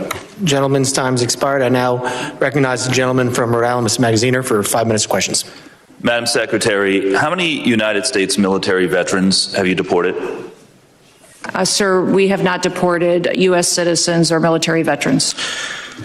I don't believe you served in the military. I haven't either, but I think you and I can agree that as Americans, we owe everything to those who have served our country in uniform, particularly those who have served in combat. Do you agree with that? Sir, I believe that people that are in this United States that are citizens have legal status here. Madam Secretary, we are joined on Zoom by a gentleman named Se-Jun Park. He is a United States Army combat veteran who was shot twice while serving our country in Panama in 1989. Like many veterans, he struggled with PTSD and substance abuse after his service. He was arrested in the 1990s for some minor drug offenses, nothing serious. He never hurt anyone besides himself, and he's been clean and sober for 14 years. He is a combat veteran, a Purple Heart recipient. He has sacrificed more for this country than most people ever have. Earlier this year, you deported him to Korea, a country he hasn't lived in since he was 7 years old. Will you join me in thanking Mr. Park for his service to our country? Sir, I'm grateful for every single person that has served our country and follows our laws. Can you please tell Mr. Park why you deported him? Every one of them needs to be enforced. But you understand that many veterans struggle with PTSD, many veterans struggle with substance abuse challenges. This man took 2 bullets for our country. You have broad authority, by the way, as Secretary, to issue humanitarian parole, to do deferred action.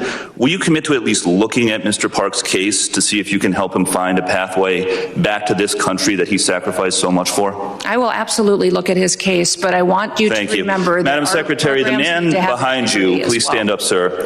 His name is Jim Brown from Troy, Missouri. He is a Navy combat veteran who served our country in the Gulf War. He's married to a woman named Donna, who came to our country legally from Ireland when she was 11 years old. She has lived here for 48 years. Because of you, Jim's wife Donna has been in prison for the last 4 months. She did not come here illegally, and she has never committed any crime other than writing 2 bad checks totaling $80 10 years ago. She is currently in prison and facing deportation. Ms. Noem, will you thank Mr. Brown for his service to our country? Thank you, Mr. Brown, for your service to our country. Now, what possible explanation can there be for locking up his wife for 4 months when she has committed no crime other than writing a couple of bad checks for $80? Sir, it is not my prerogative, my latitude, or my job to pick and choose which laws in this country get enforced. You have broad discretion as the Secretary. You can issue parole, you can do all kinds of things, but you're choosing not to. Will you commit, again, to just reviewing Donna's case and reuniting this combat veteran with his beloved wife, who also loves this country? I will review the case. Now, Madam Secretary, you've already heard the story of Lance Corporal Alejandro Barranco, the United States Marine veteran who is behind you, who also has 2 brothers who are United States Marines. Will you thank Lance Corporal Barranco for his service? Thank you for your service.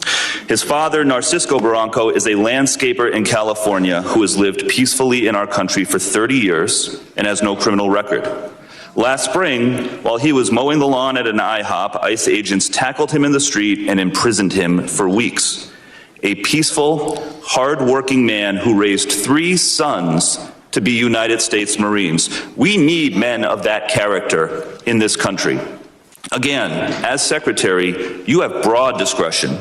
Will you consider Lance Corporal Bronco's father for parole in place to stay in our country, owing to the fact that he has contributed to our country by raising 3 United States Marines? This is an opportunity to remind everybody that every person that's in this country illegally has an opportunity to voluntarily go home, come back the right way. He raised 3 United States Marines. We will facilitate that. He has been living here peacefully, doing his job for 30 years. You have discretion. You are choosing not to use it. Madam Secretary, you promised America that you would go after the worst of the worst. But these people are not the worst of the worst. A Purple Heart recipient, a military spouse, the father of 3 Marines.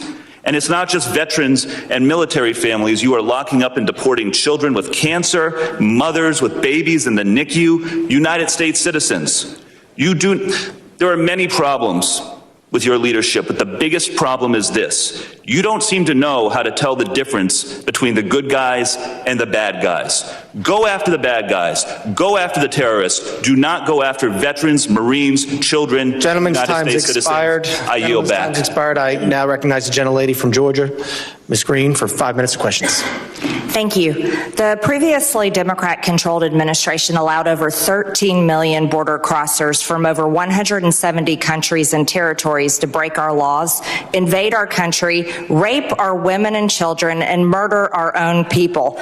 They set all-time records for the highest number of illegal aliens ever encountered in a single day at 14,500, in a single month at 370,000, and in a single year at 3 million, not including the known gotaways.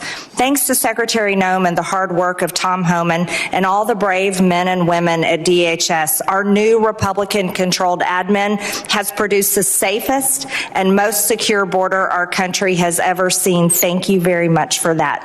For the 7th consecutive month, U.S. Border Patrol released 0 illegal aliens into the United States.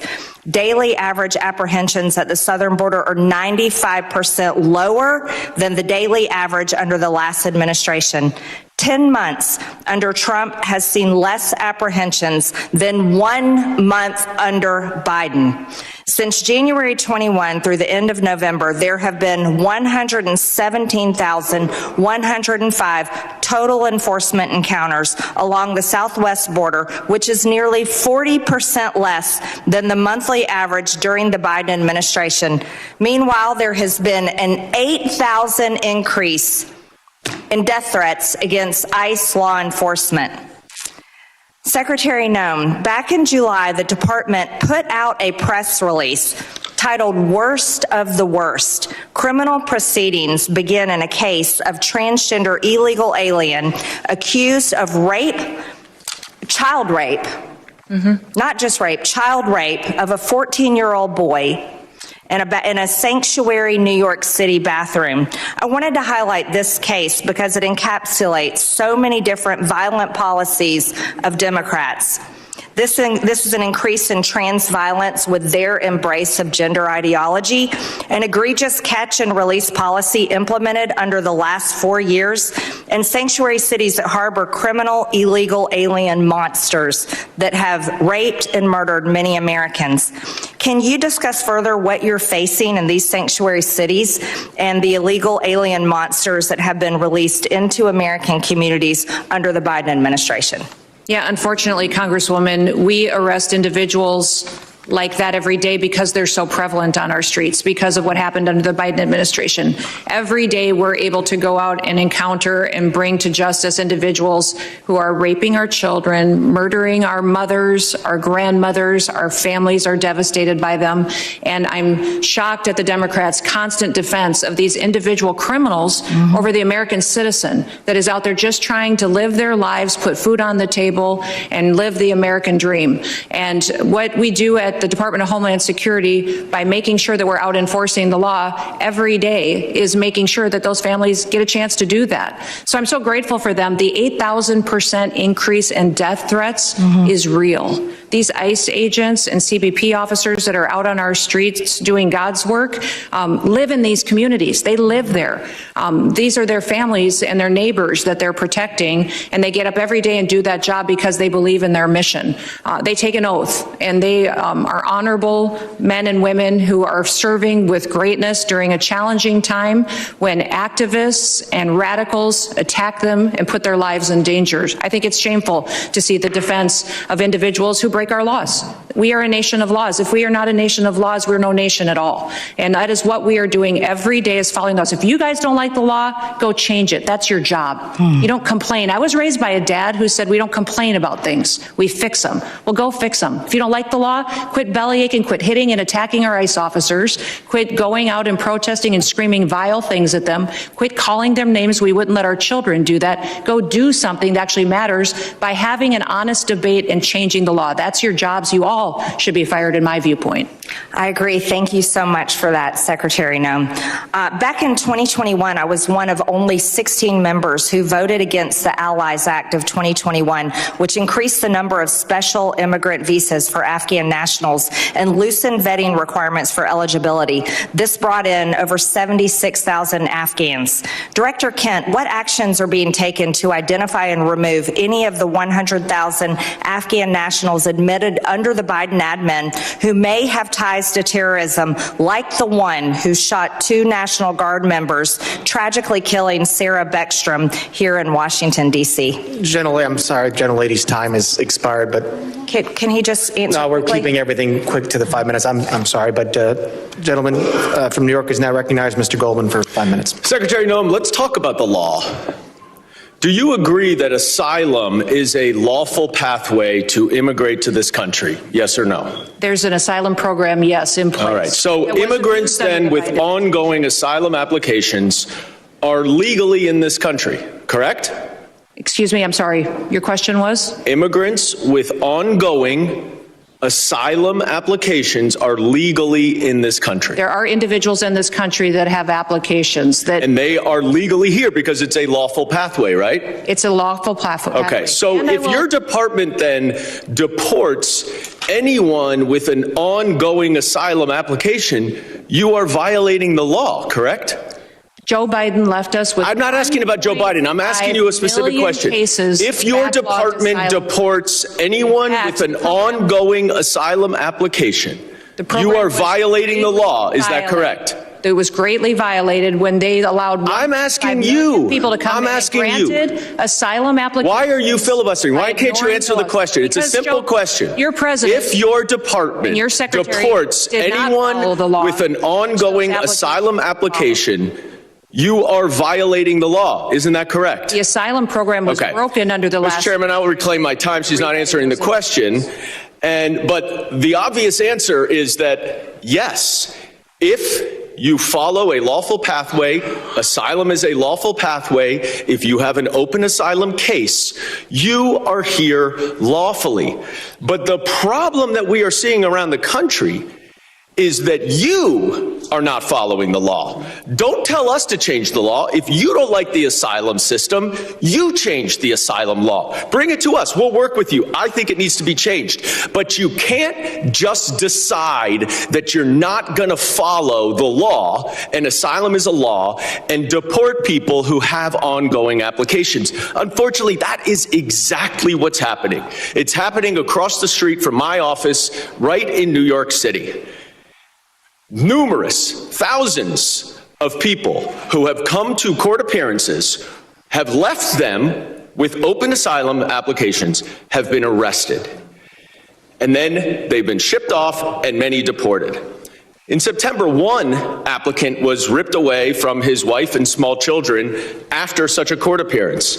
And then this happened to his wife. Please play the video. No, it's not. It's not this one. All right, it's not this video. Here it is.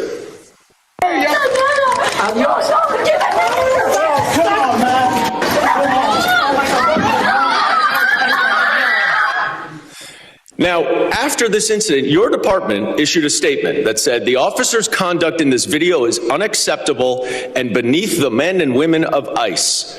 Our ICE law enforcement are held to the highest professional standards, and this officer is being relieved of current duties as we conduct a full investigation. 3 days later, you reinstated that officer and you put him back on duty.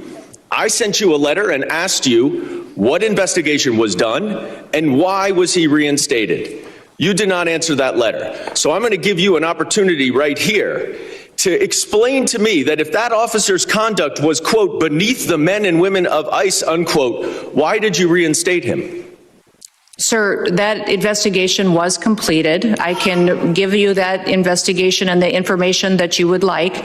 This is. Well, I wrote you 2 months ago. Why haven't you given it to me yet? I'm actually surprised that you haven't gotten it. I'm going to ask my staff about that. Well, you shouldn't be surprised because generally speaking, you do not respond to us. Thousands of your letters. Now, the other problem that we are seeing all over the country is that your officers are wearing masks, are dressed in plain clothes, often going around without identification. All of our officers are identified. And I'm not asking a question. I introduced the No Secret Police Act to stop this, and we now have 113 co-sponsors so that they will not be masked and that they will identify themselves. Now, you say all of them are identifying themselves. That is not the case, because last month in New York City again, the NYPD officers were injured by your masked plainclothes ICE officers after they were called from 911 as residents witnessed your officers pulling individuals out of their vehicles and chasing them down the street. I also asked you what happened there. How were the NYPD officers injured by your officers?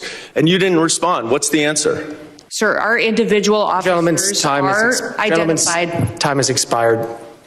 I yield back. I recognize gentleman from Texas, Mr. Gonzalez, 5 minutes. Thank you, Chairman. Thank you, Secretary Noem. Thank you, Director Kent and Director Glasson, for your patriotism, your service to our country. Thank you to the families for allowing everyone to serve. We're grateful for that. Democrats like to show clip after clip. I represent a district that's half of the southern border. Our lives were turned upside down under Joe Biden, and now we have our lives back due to President Trump and due to the policies that y'all are executing. So thank you. I have one question, but I'm going to try to, if there's time, I think it'd be important for the American people to get an update on the role Coast Guard played in the Venezuela oil tanker seizure. But first, I'd like to once again, thank you for being here. And so I'd like to first thank you, CISA. Thank you for keeping our nation's critical infrastructure safe. You are our nation's cyber first responders. Thank you to the Coast Guard. During our Texas floods, you showed up, Coast Guard showed up, you saved lives. Thank you to the Coast Guard for all the work that they've done in Jayada South. They've been the tip of the spear in the Southcom AOR for a long time. Their work often goes unnoticed. Thank you, HSI, for leading these anti-gang task force. They work. They're going out there. You're apprehending murderers. You're apprehending sexual offenders. You're doing it in a local, state, federal way. They're working. Thank you for that. Thank you, ICE. Thank you for keeping us safe by deporting all these people. I really appreciate the innovative idea of DHS owning its own airplanes. It's ridiculous that we had to essentially contract out in order to have these repatriation flights. That is a game changer. Thank you for that. Thank you, ERO, for adding bed space. This is exactly how we continue to deport the millions of convicted criminal aliens that are in this country. Thank you, NCTC, for keeping us safe. You're exactly right. We thank you for vetting, for going out and finally doing the role of vetting these people. You and I served overseas. Many of us did, and we know oftentimes it was more dangerous at the chow hall than outside the wire, right? So thank you for that vetting. Thank you, Border Patrol, for ending catch and release. Thank you, TSA, for keeping us safe during all our travel, and then also looking into any future vulnerabilities. Thank you, Secret Service. Thank you for not only keeping our leaders safe, but a lot of people don't realize Secret Service is key to school safety. I think that's just so important. That brings us all together. I wanted to say I want to use the bulk of my time to just thank you, because we don't do that enough here. It's always finger pointing. It's always somebody else's fault. Please go back to your agencies and thank the men and women that are serving every day and helping to keep this country safe. With that, I'd like to give you a little time to talk about the Venezuelan situation and what the Coast Guard is doing. The operation that was conducted yesterday morning was a Coast Guard-led operation. It was in partnership with the Department of War and the Department of Justice, the FBI as well, and it was a successful operation directed by the President to ensure that we're pushing back on a regime that is systematically covering and flooding our country with deadly drugs and killing our next generation of Americans. Just the drugs that the Coast Guard has been able to interdict on the waters since that President Trump has been in office has been enough lethal doses of cocaine to kill 177 million Americans. That's 2/3 of our country that has been saved by blowing up, by going after and bringing to justice these individuals that are out at sea and those individuals that are funding it with a shadow fleet of sanctioned oil that should never be sold to benefit their profits and their pockets to kill Americans. Thank you for that update. For many of us that served in uniform, oftentimes it was overseas. It was in the Middle East, or it was in Asia, or it was in Europe.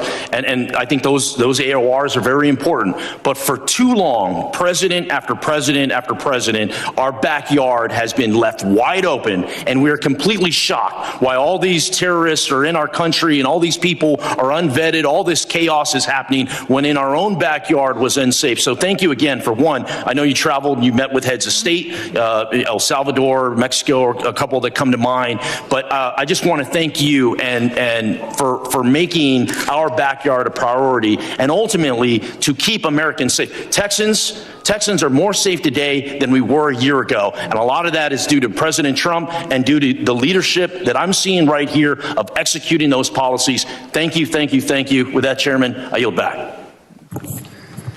Gentleman yields back. I now recognize the gentlelady from Illinois, Ms. Ramirez, for 5 minutes of questions. Thank you, Chairman. American citizens have been arrested or detained. We focus on those that are here illegally.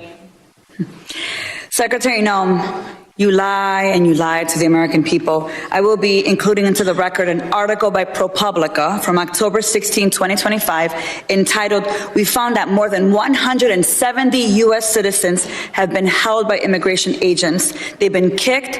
There's nothing smiling about U.S. citizens. I'm sorry, that's very inappropriate. Let me continue. They've been kicked, dragged, and detained for days.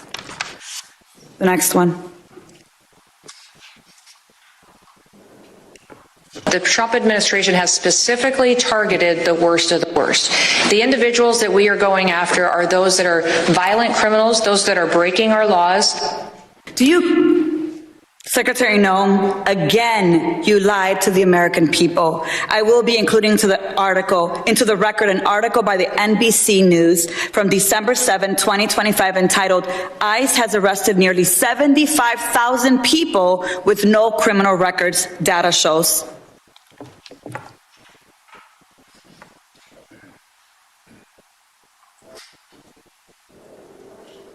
A co-equal branch of government, and it is your obligation as a member of the executive branch to honor decisions made by the highest court of the land. Yes or no, Secretary?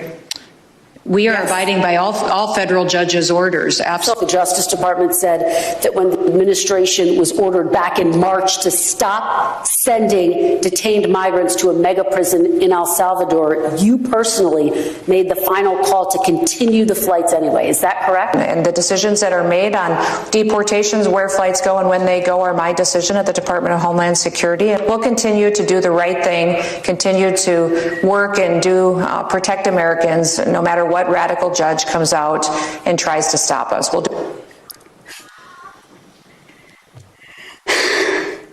You lied on the record, and you lied to members of this committee.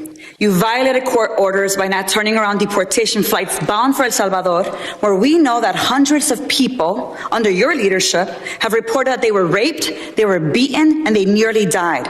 And your agents used chemical weapons in Chicago despite court orders from District Court Judge Ellis forbidding their use.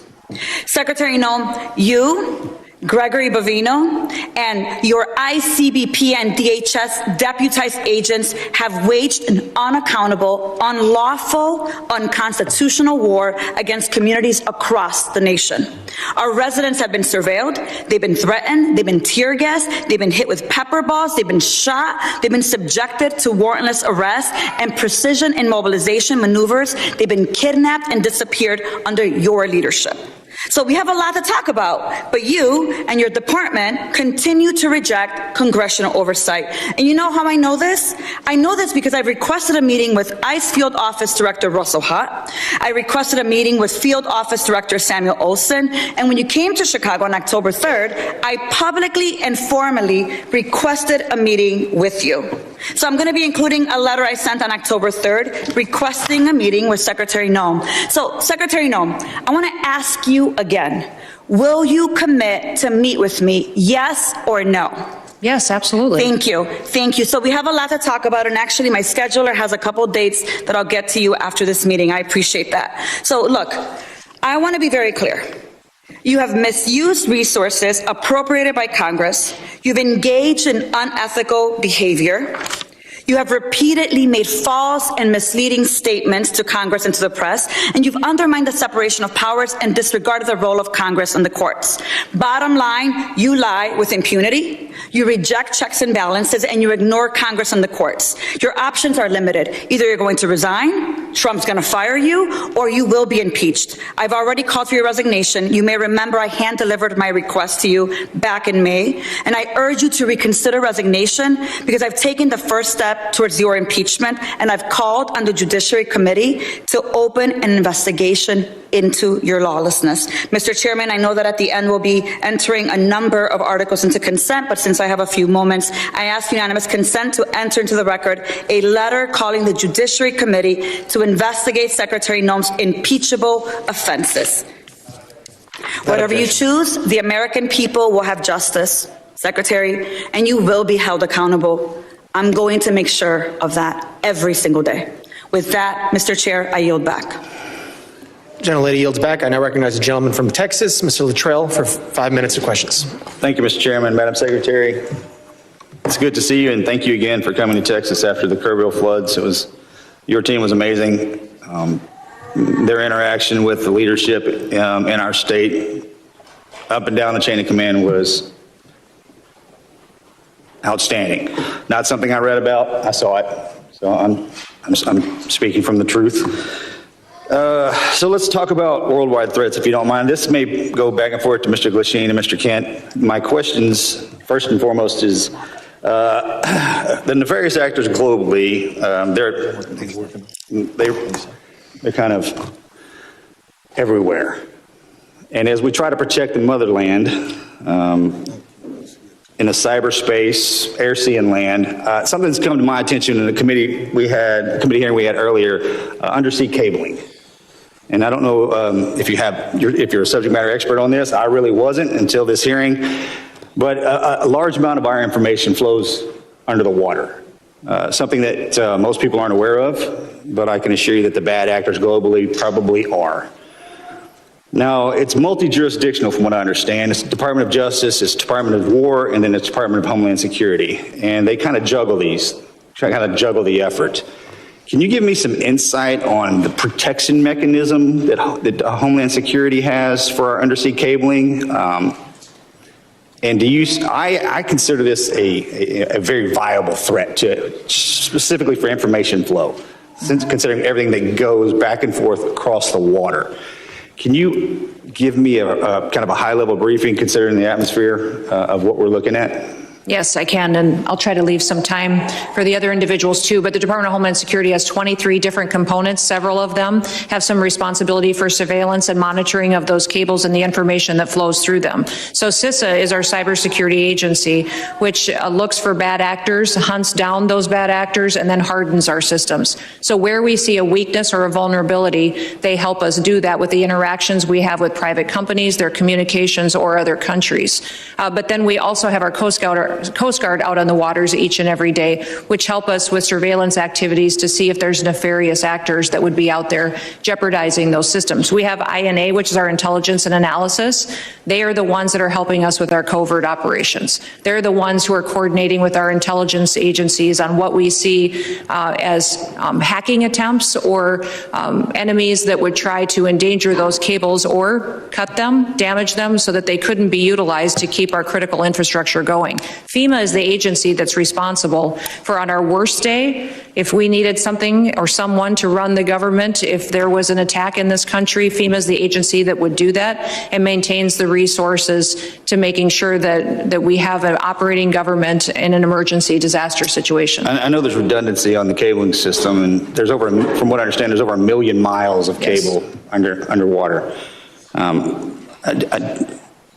I want to make sure that we have enough protection in place so the ripple effect is not catastrophic to the country. Mr. Kent, you got something to add there? I was going to shift over to Mr. Glasheen. In terms of undersea cabling, no, I do not. Okay. Mr. Glasheen, I have a question for you. So as far as trafficking, human trafficking, drug trafficking, this always hurts me to say this, but Houston, Texas is in my district, and it is the worst city in the country for sex trafficking in the country.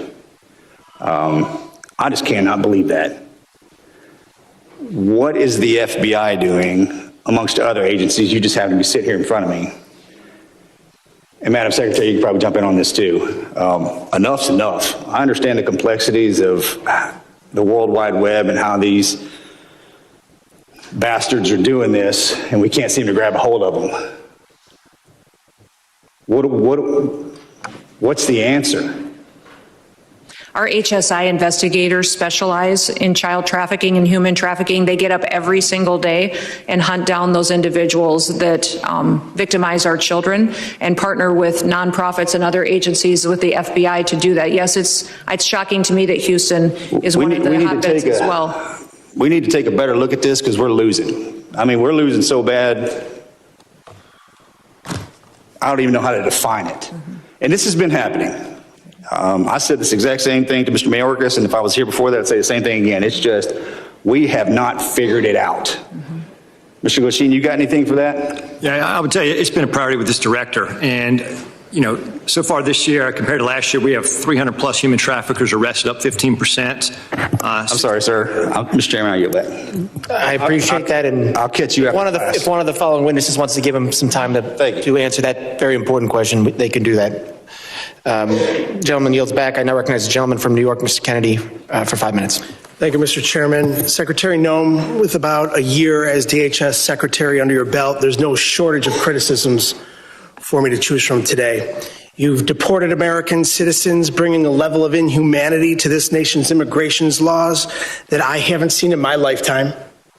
You've terrorized communities, including my own in Buffalo, New York, vowing to go after the worst of the worst, but instead detaining women, children, and hardworking individuals in pursuit of the American dream.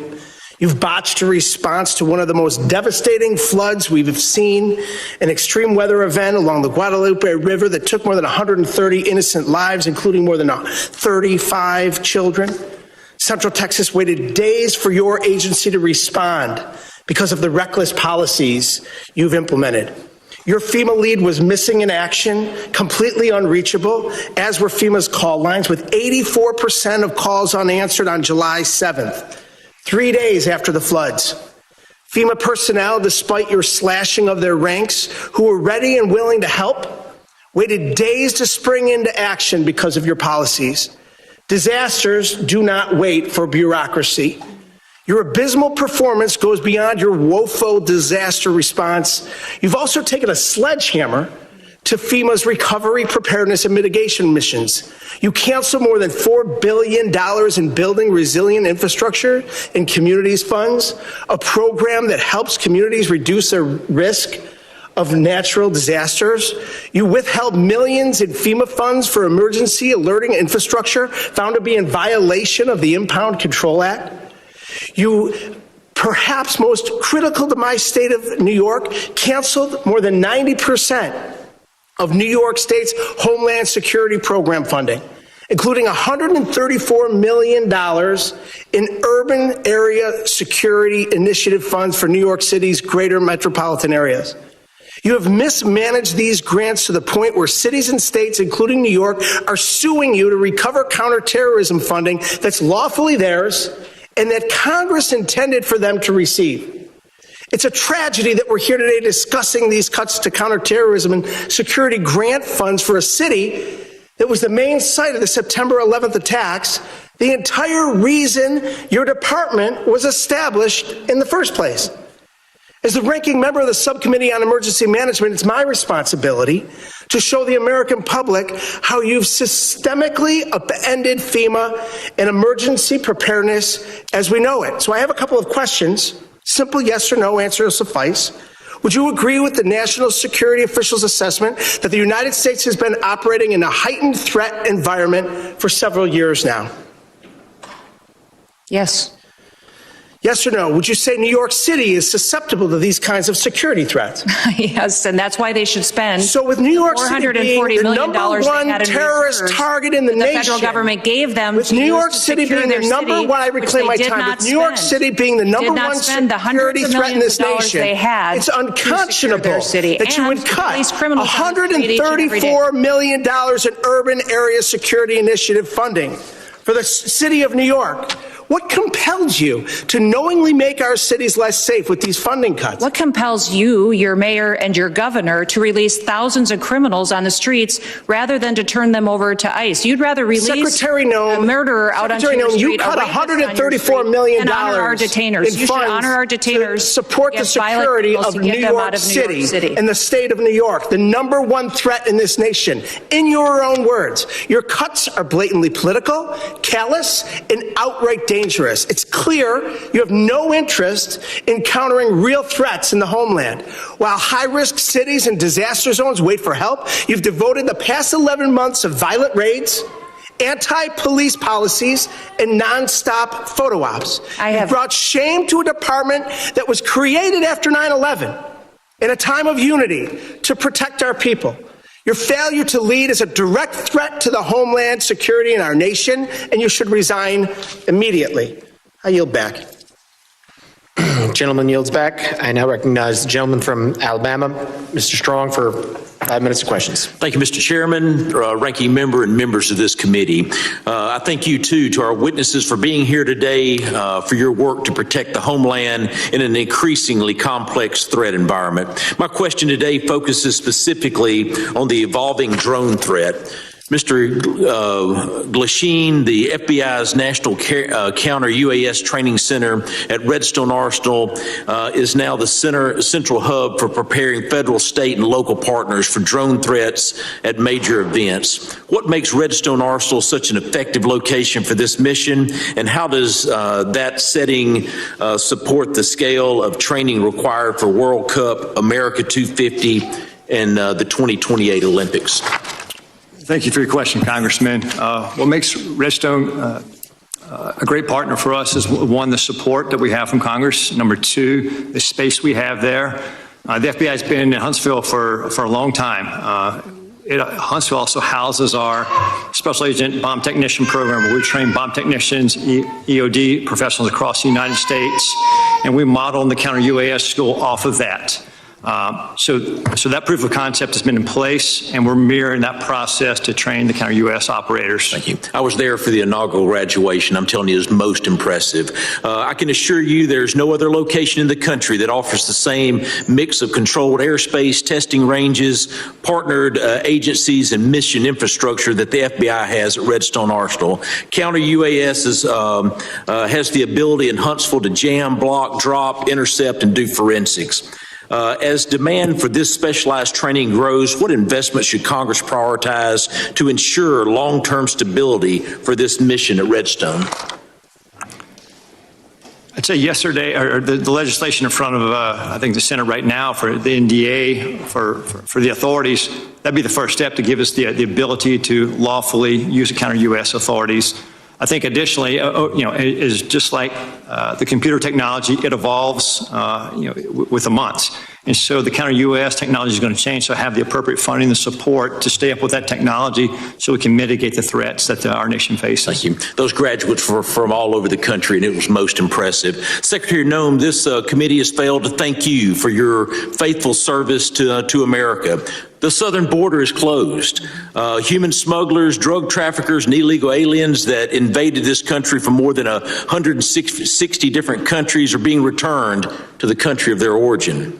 Fentanyl poisonings are down more than 35%. Secretary Noem, thank you for your efforts to keep these drugs out of our country in an effort to save a generation of Americans. It's not a Republican issue. It's not a Democratic issue. It's an American issue. And I thank you. Secretary Noem, many of the most advanced counter unmanned aerial systems technologies are being tested and evaluated in North Alabama. How is DHS ensuring that those capabilities transition quickly into field use, particularly ahead of these major events? And what more can Congress do to accelerate the pipeline? No, we appreciate the authorities that are necessary for us to operate, and standing up a drone program and counter drone program is one of the top 3 priorities of the department this next year to meet the threats that we face every day. Every day, our Secret Service, our Coast Guard, our Border Patrol are seeing drones used against them. Criminals using them to surveil them, to find out law enforcement operations, and to leak them and to put their lives in danger. So making sure that we have the ability to operate and to see far into the future and over our operations is important, but we also need the opportunity to take them down when necessary. We've seen the cartels using weaponized drones against each other. We know it's only a matter of time before we see that here on the Homeland. My job is to make sure that we're prepared and that we're equipped, and to advocate to you for the authorities that we need to make that happen. Thank you. With the new counter-UAS authorities expected to be enacted as part of the National Defense Authorization Act, the next challenge is execution.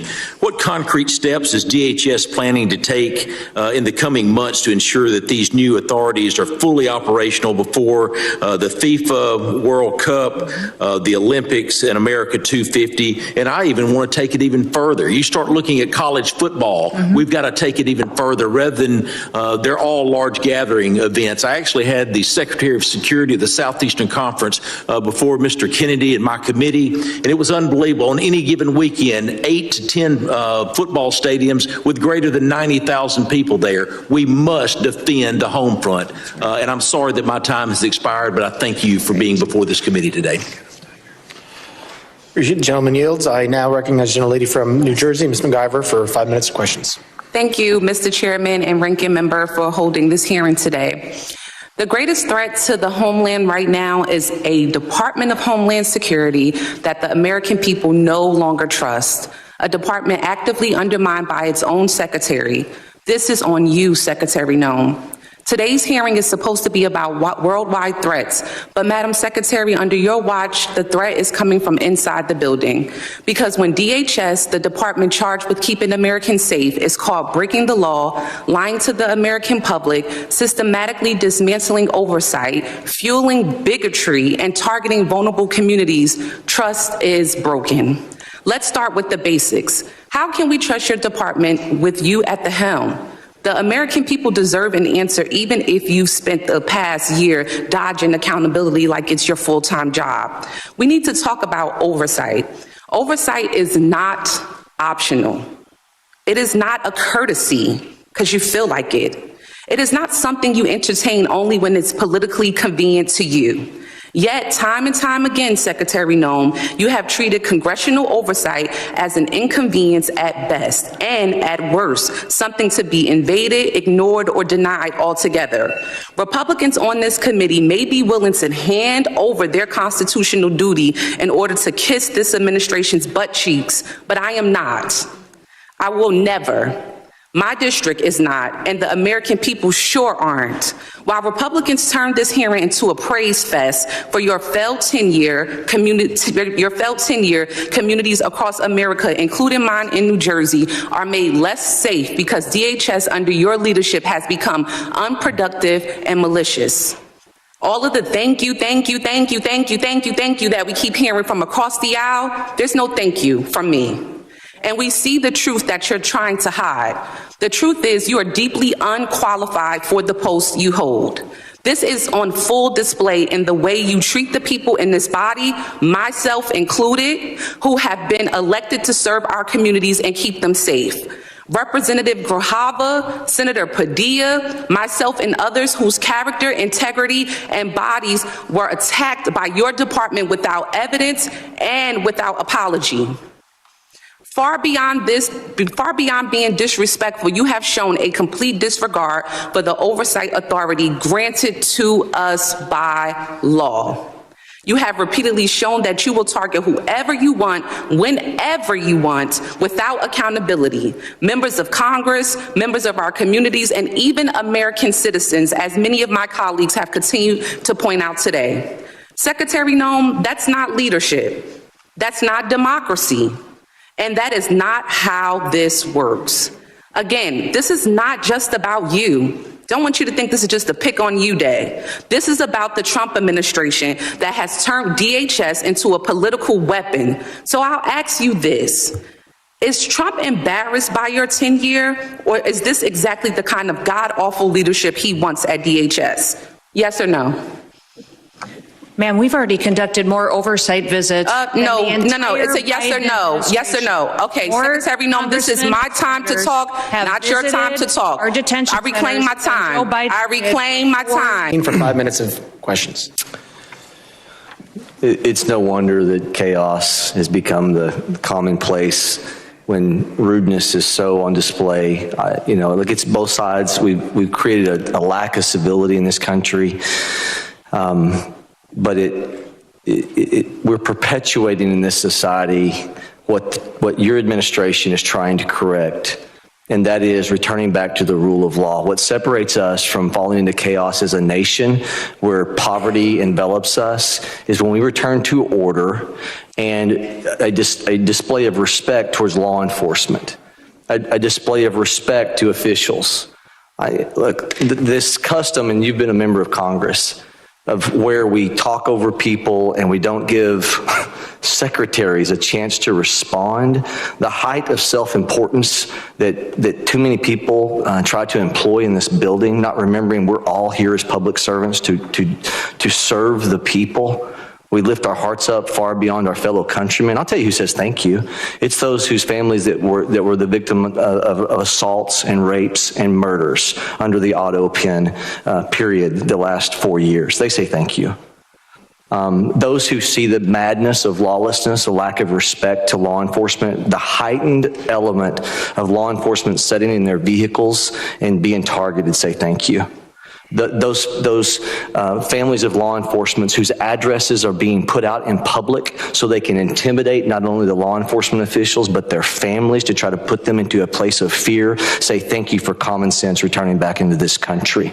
If we do not have a respect of authority, a respect of law enforcement, thank you for allowing arrests to happen when someone spits at law enforcement. Thank you. FEMA, you were assaulted a minute ago verbally over what you're doing with FEMA. I will tell you, as somebody that comes from a state that has more tornadoes, Oklahoma, than probably any other state, thank you for looking at how we can save money through efficiencies. Our state would love the opportunity of what this administration is talking about, of returning power and decision-making back to states. As I've said to you before, of a person who sat on a bulldozer watching the madness of trying to comply with EPA regs that have built their way into FEMA and people's homes destroyed. And as a state lawmaker, pushing timber around on a dozer trying to comply and get taking the time off from time of exercise as a lawmaker trying to help people. And I saw the craziness of federal regulations. Thank you for looking and not taking your foot off the gas of trying to put more money back into national security from the waste that has happened through endless regs. All right, now I'm going to get to a question, Secretary. Can I say something about FEMA? Absolutely, you can. Thank you. The only grants that weren't funded, the individual ones that you were talking about, mitigation ahead, were ones that were weaponized to fund the Green New Deal and for climate change. And those were redirected to true mitigation efforts. FEMA today is deploying resources 2 times faster on average than in history, which means the dollars are going out twice as fast than they ever have before. And the president, as soon as these disasters are happening, is deploying those resources to Republican and Democrat states. New Mexico, Texas, Alaska, they're all getting dollars immediately, and we're responding immediately to our people. I have to actually leave this hearing early because the FEMA Review Council is giving their report today on suggestions for changes to FEMA. Thank you for not taking your foot off the gas I have on to that. co-chair it, but I will be leaving soon to have to go do that. But those suggestions are Republicans and Democrats coming forward with how FEMA should go forward in the future based on the president's vision for making sure that states get the chance to manage it and that local emergency managers get the chance to go and help their communities in a much more efficient way. Take those monies and let's move them to true national security through waste and inefficiencies. Where we've deployed money for snow movement. We have deployed money previously to move snow that melts. Okay, I want to just throw this open to you and Director Kent, whoever wants to take this. We have to find a balance between making sure the First Amendment is preserved at all costs, but also protecting law enforcement. The social media heightened of a hearing that the chairman held last week, great hearing. How do we preserve, what ideas can we continue with to where the online enticement threats causing people to want to embolden themselves to then go act upon those threats that we see on social media. They say the magic words. They know it's not going to get them because they don't do a direct threat, but it's an indirect threat. It's always trying to accomplish the same purpose. How do we preserve the First Amendment? This is a lawmaking exercise and why we hold these hearings, not for show. How do we come up with a way to preserve the First Amendment and stop the insanity of these indirect threats that are going after your law enforcement officials? I apologize. The gentleman's time has expired. I know the secretary has to leave, and I would now recognize a gentlelady from Texas, Ms. Johnson, for 5 minutes of questions. I'm just going to take the position that she was scared of my questions. Mr. Chairman, if we could stop the clock and Oh, yes, wait no, until after all absolutely. this. The clerk will suspend. If we could reset the time, that would be helpful. We'll reset the clock.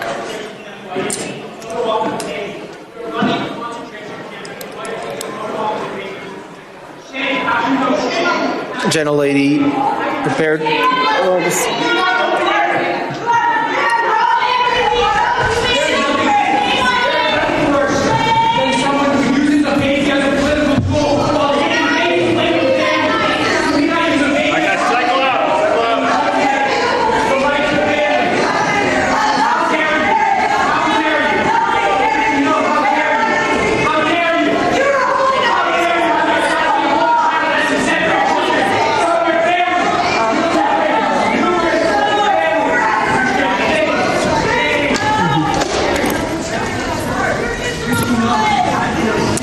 Okay. Thank you. Gentlelady is recognized. Yeah, thank you, Mr. Chairman. I just want to respond to a lot of what Secretary Noem has just testified to. And gentlemen, I have some comments that I hope you'll take back to the Secretary and to the Department. If there's anything that is clear about what is going on in this country, is that the rhetoric and fear that is happening is at an all-time escalated high, and we're all describing different aspects of it. Fear of law enforcement, fear of citizens, fear of people who are legally in this country, because it's the rhetoric that is happening from the very top that is being decimated down level, and that is really, really dangerous. And one of the things that the Secretary said was she is restoring the rule of law. That is absolutely not true, because the rule of law is founded on two fundamental principles. That if you are going to be subject to a criminal arrest in this country, that there is probable cause to do so. You can't just snatch somebody walking into a coffee shop because of the color of their skin. There's no probable cause for that. And also that you will get due process. And that is not happening. And so what you're seeing is an overwhelming frustration of the American people in this country, that the lack of respect and regard for the rule of law by this administration, and in particular by this secretary, is at a level that we have never seen and violates all of the constitutional norms and all of the principles of legal fairness in this country. And you're seeing that manifest itself in threats to law enforcement and bubbling over because people are frustrated. And they are channeling that frustration because the administration is not listening and is only doubling down on the rhetoric. You know, this notion that I think my colleagues highlighted that we're only going to pursue serious threats. It's just not true. I visited an ICE facility outside of Dallas, and over 70% of them were classified as the lowest threat level, as never having a criminal record at all. But yet they were there because of the color of their skin. There was not a probable cause. They're not a threat to this country. They have no criminal history at all. I fully support, as does everyone on this committee, Homeland Security focusing on threats to our national security. We want cybersecurity. We want terroristic threats from abroad to be stopped. Absolutely. None of us want a recreation of 9/11, but we also do not want, under any level, the trampling of our constitutional rights and the legal system of due process. I have a poster here to highlight 3 American citizens that were arrested by ICE who had done nothing wrong. They presented themselves as American citizens, but yet were still trampled, assault. One had broken ribs, a brain injury, an older gentleman by being knocked down to the ground after he said, "I'm an American citizen." But yet they did not stop. And that is a huge problem. When somebody says, "I'm an American citizen," to ICE, and ICE does not stop and continues to assault them and physically berate them and then hold them for days and days on end without a due process hearing, that is a problem. And it is not stopping. We have brought these concerns to the Secretary and to agencies like yourself in these hearings time and time again through multiple letters. We've all written letters that have gone unresponded because this cannot happen in our country. And the reality of it is, in any law enforcement situation, and what we have happening out into the public is there are ICE agents and there are Border Patrol agents that are doing their great job. They're doing what they're supposed to do. But there are also bad actors. There are people who are exceeding their authority. The power's gone to their head. The intimidation is outrageous. And there's no effort to rein them in by the FBI. There's no effort to rein them in by the Homeland Security. There's no effort to overcorrect. Just like one of my colleagues highlighted, the reinstatement of one that was inappropriate. And these efforts are breaking down the trust of the American people. I hope you take these concerns back because they need to be addressed if we're going to address the violence in this country. I yield back. Gentlelady yields back. I now recognize the gentleman from Arizona, Mr. Creighton. Thank you, Mr. Chairman, for holding this committee hearing today. Thank you for the witnesses. Director Kent, you talked about what keeps you up at night. I believe you said, we don't know who came into the country in the last 4 years. And we've cited several times in this hearing that about 15 to 20 million people came into this country under the last administration. And something that you said actually shocked me. You said that 18,000 known and suspected terrorists entered into the country during the Biden administration. Is that correct? That's correct. That's deeply concerning, but I'm really not surprised. Many of us in this committee said that's exactly what was going to happen. I didn't know that those numbers would be as high as they are. One of the other things that really concerns me about what's going on in this country is we continue to let people into this country that do not want to assimilate to our culture and want to harm Americans. I want to go ahead and play a video.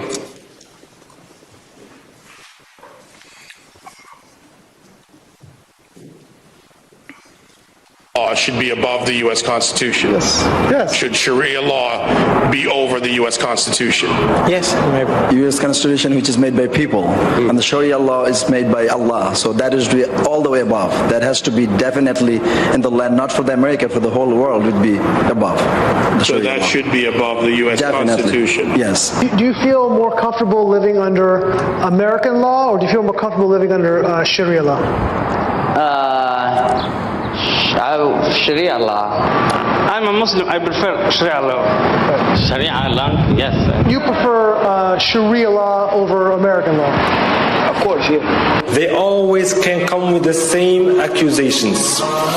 This speaker supports death penalty for homosexuals. This speaker supports death penalty for this crime or that he is homophobic. These are general views that every Muslim actually has. Every Muslim believes in these things. If the law of the land is Islamic, we will respect the law of the land. What if it's not Islamic? If it's not Islamic, then the law of the land and those who make it can go to hell, honestly, because Allah said in the Quran, in chapter 33, verse 1, he said, "O Prophet, fear Allah and do not obey the disbelievers and the hypocrites." You know why they're worried about the border? Watch this clip here that Vinny just sent with Al-Qaeda. I call upon every Muslim in the infidel, criminal, and arrogant United States. It does not matter if they're Arab, American, or other descent. I'm saying to all of them, revenge, revenge. Do not consult anyone by killing infidel Americans. You should have a lot of determination, and a list of your targets should be effective. Director Kent, what do you think when you see a video like that? I think we didn't have control of our borders, and we don't know who's come into our country. However, we have had around 2.7 million individuals from Muslim countries and Muslim regions who came in under the Biden administration, who went through minimal to no vetting whatsoever, who probably share values like the folks that you saw on the screen. Director Kent, are you aware that when we invite people into this country and they become citizens, they swear an oath to defend and support the Constitution and the laws of the United States of America and against all enemies, foreign and domestic? Yes.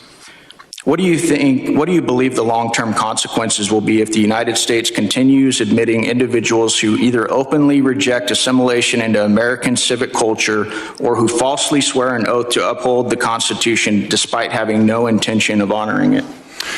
We simply won't have a country anymore as we know it. I think we can look to Europe and to the UK to see exactly where this leads. I agree 100%. Director Kent, are you aware of some of the differences between U.S. Constitution and common law interpretations of the Sharia law? I am broadly, yeah. What are the differences in your opinion, and I know you're not a doctorate on this subject, but between the First Amendment, which guarantees freedom of speech in the press, including the right to criticize religions, religious texts, and public figures without government punishment? Yeah, the freedom of speech, I think, is huge because you don't have that under Sharia law, and you also don't have the assumption of innocence under Sharia law as we do. Many interpretations of Sharia, blasphemy, criticism of the Quran or the Prophet Muhammad can be a serious offense, sometimes punishable by death. And there are many others that I don't have time to get to, but I wanted to bring that up today so that Americans understand the differences and why we need to be very careful about who we let into this country. I thank you guys for the work you do. I thank you for those underneath you working so hard to keep the American citizens and people safe. Thank you. Mr. Chairman, I yield back. Gentleman yields back, and I remind if you don't get to questions that you want to ask, you can submit them for the record, so we can do that at the end. I now recognize the gentleman from Puerto Rico, Mr. Hernandez, for 5 minutes of questions. I have some matters of interest regarding immigration and FEMA, but before that, Mr. Kent, does the Bible say anything about freedom of speech?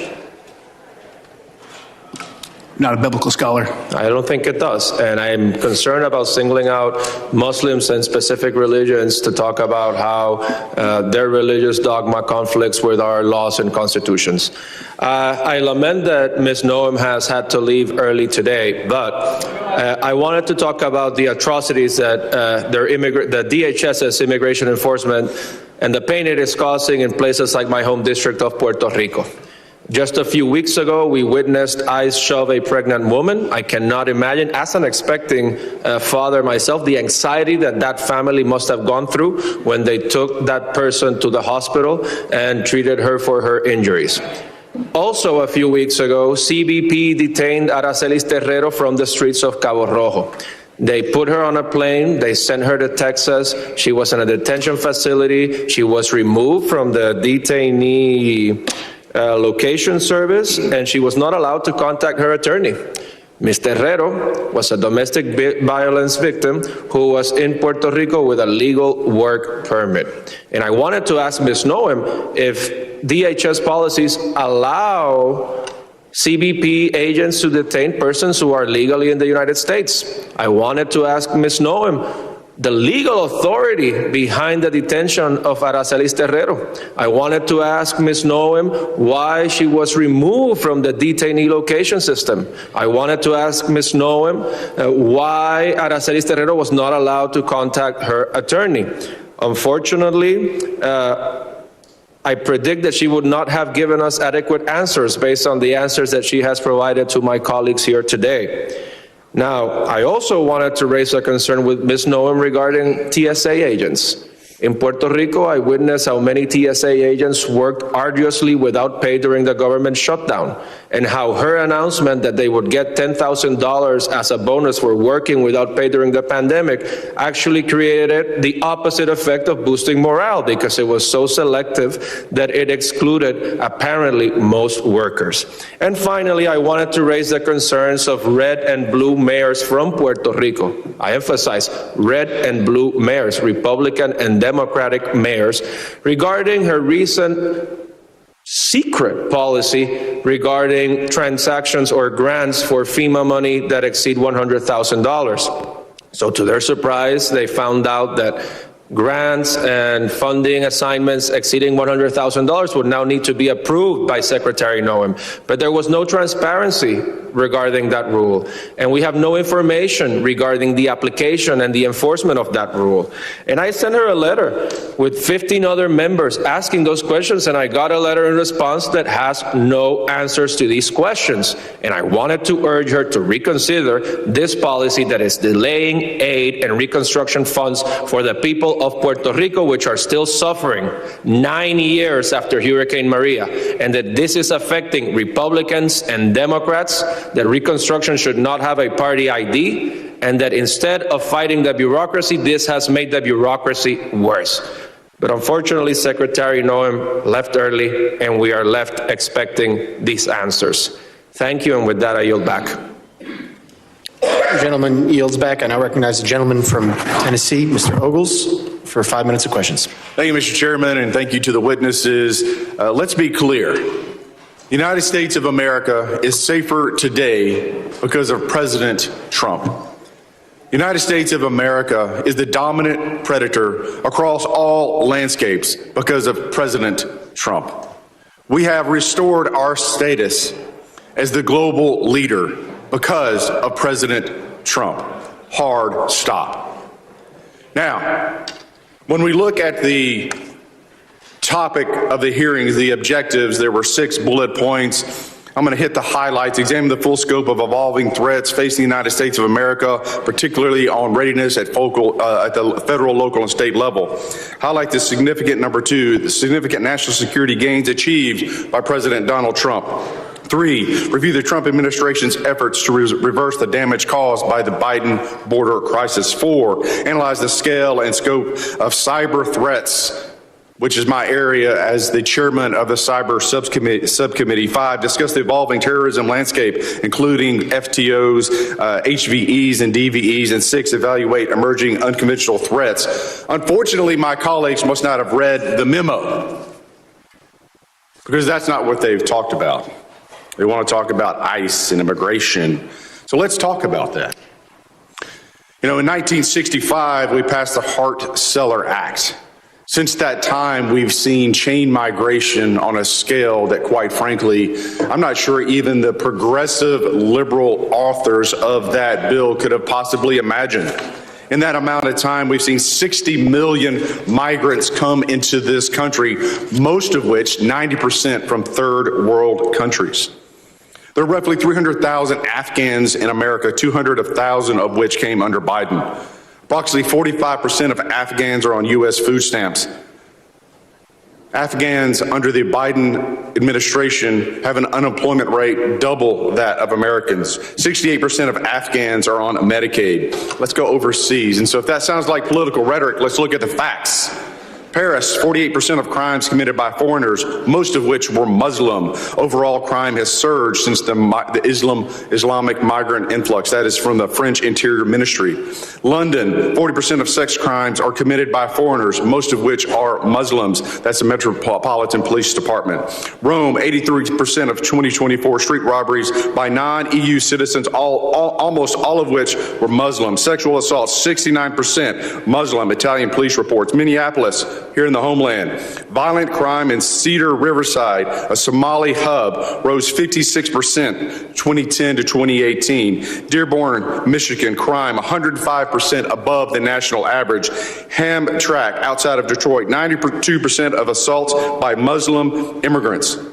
Drug arrests, 85% Muslim immigrants. Now let's go to Nashville, Tennessee, where a Somali man, a migrant who came in 2015, raped to death a woman on the steps of a church. I've had enough. I've said it once, and I'll say it again. Deport them all. This is our country. We get to decide who comes in, and we get to decide who has to leave.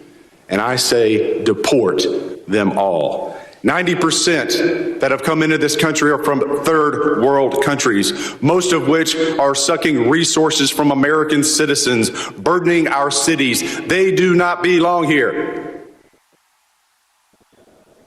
Mr. Kent, I'm chairman of the Cyber Subcommittee. Let's go into the scope and scale of the cyber threats posed by the CCP. I give you the floor, sir. CCP is probably one of the more aggressive actors in the cyberspace right now. NCTC is mostly focused on the terrorism realm and how terrorist actors are using the proliferation of encrypted devices and just the internet to spread propaganda. That's probably our biggest purview in terms of cyber. Mr. Glasheen. Chairman, I would say that the Chinese government, the CCP, is our greatest cyber threat. It is a full-time job, and the resources they throw at this is unbelievable. It's a major concern. You know, I want to thank the witnesses for being here, and I want to thank President Trump. You know, as I sit in the skiff and I'm reading the briefings from the CIA and the FBI on the daily attacks to our country and to our infrastructure, I appreciate the president and I appreciate you gentlemen and your service to this country in keeping Americans safe. They have no idea what you do every single day. God bless you and God bless America. Mr. Chairman, I yield back. The gentleman yields back. I now recognize the gentlelady from New Jersey, Ms. Poe, for 5 minutes of questions. Thank you, Mr. Chairman, and to our ranking member. Yes, indeed, we've spoken a great deal and learned many things here today, some of which are still going unanswered, many questions that all of us still have. And there are a vast number of threats that endanger our homeland, from increasingly sophisticated state-sponsored terrorist networks to evolving technologies. Our law enforcement agencies are engaging criminals on multiple fronts and facing significant demands every single day. Next year, there will be an increasingly heightened threat environment in my district in northern New Jersey as we host the World Cup. Federal counterterrorism grant funding is absolutely critical in keeping our communities safe against the evolving threat environment. This is why I have been so deeply disturbed by the decision of Secretary Noem to freeze, delay, and cut billions of dollars in federal counterterrorism grant funds. In February, her department, DHS, froze billions of dollars in counterterrorism grants that had already been awarded to states and cities. This decision left state and local public safety organizations unable to access critical funding. DHS then ignored legal deadlines for releasing this year's installment of the $1.5 billion for these counterterrorism programs. And when DHS finally released this funding, she abruptly and illegally slashed funding to states with Democratic governors like New Jersey.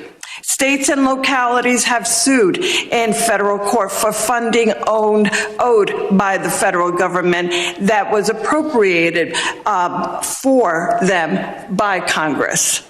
In October, I sent a letter to Secretary Noem, and if she was here, I would be saying this directly to her, signed by all of my Democratic colleagues in New Jersey's delegation, demanding that she stop playing politics with federal counterterrorism funding and immediately restore New Jersey's allocation. Specifically, I'm referring to the 50% cut to New Jersey's allocation of the Homeland Security Grant Program, which includes the Urban Area Security Initiative and the State Homeland Security Program.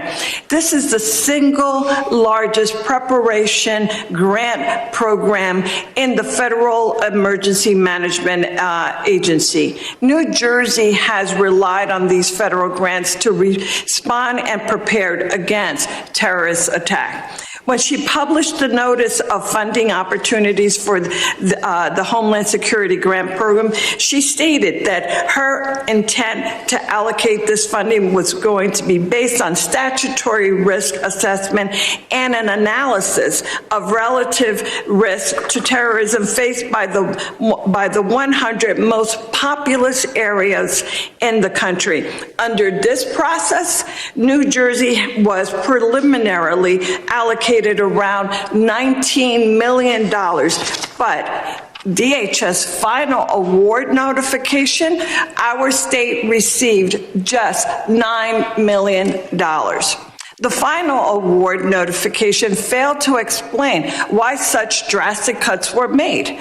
Instead, she simply stated that it was done, quote, per DHS directive.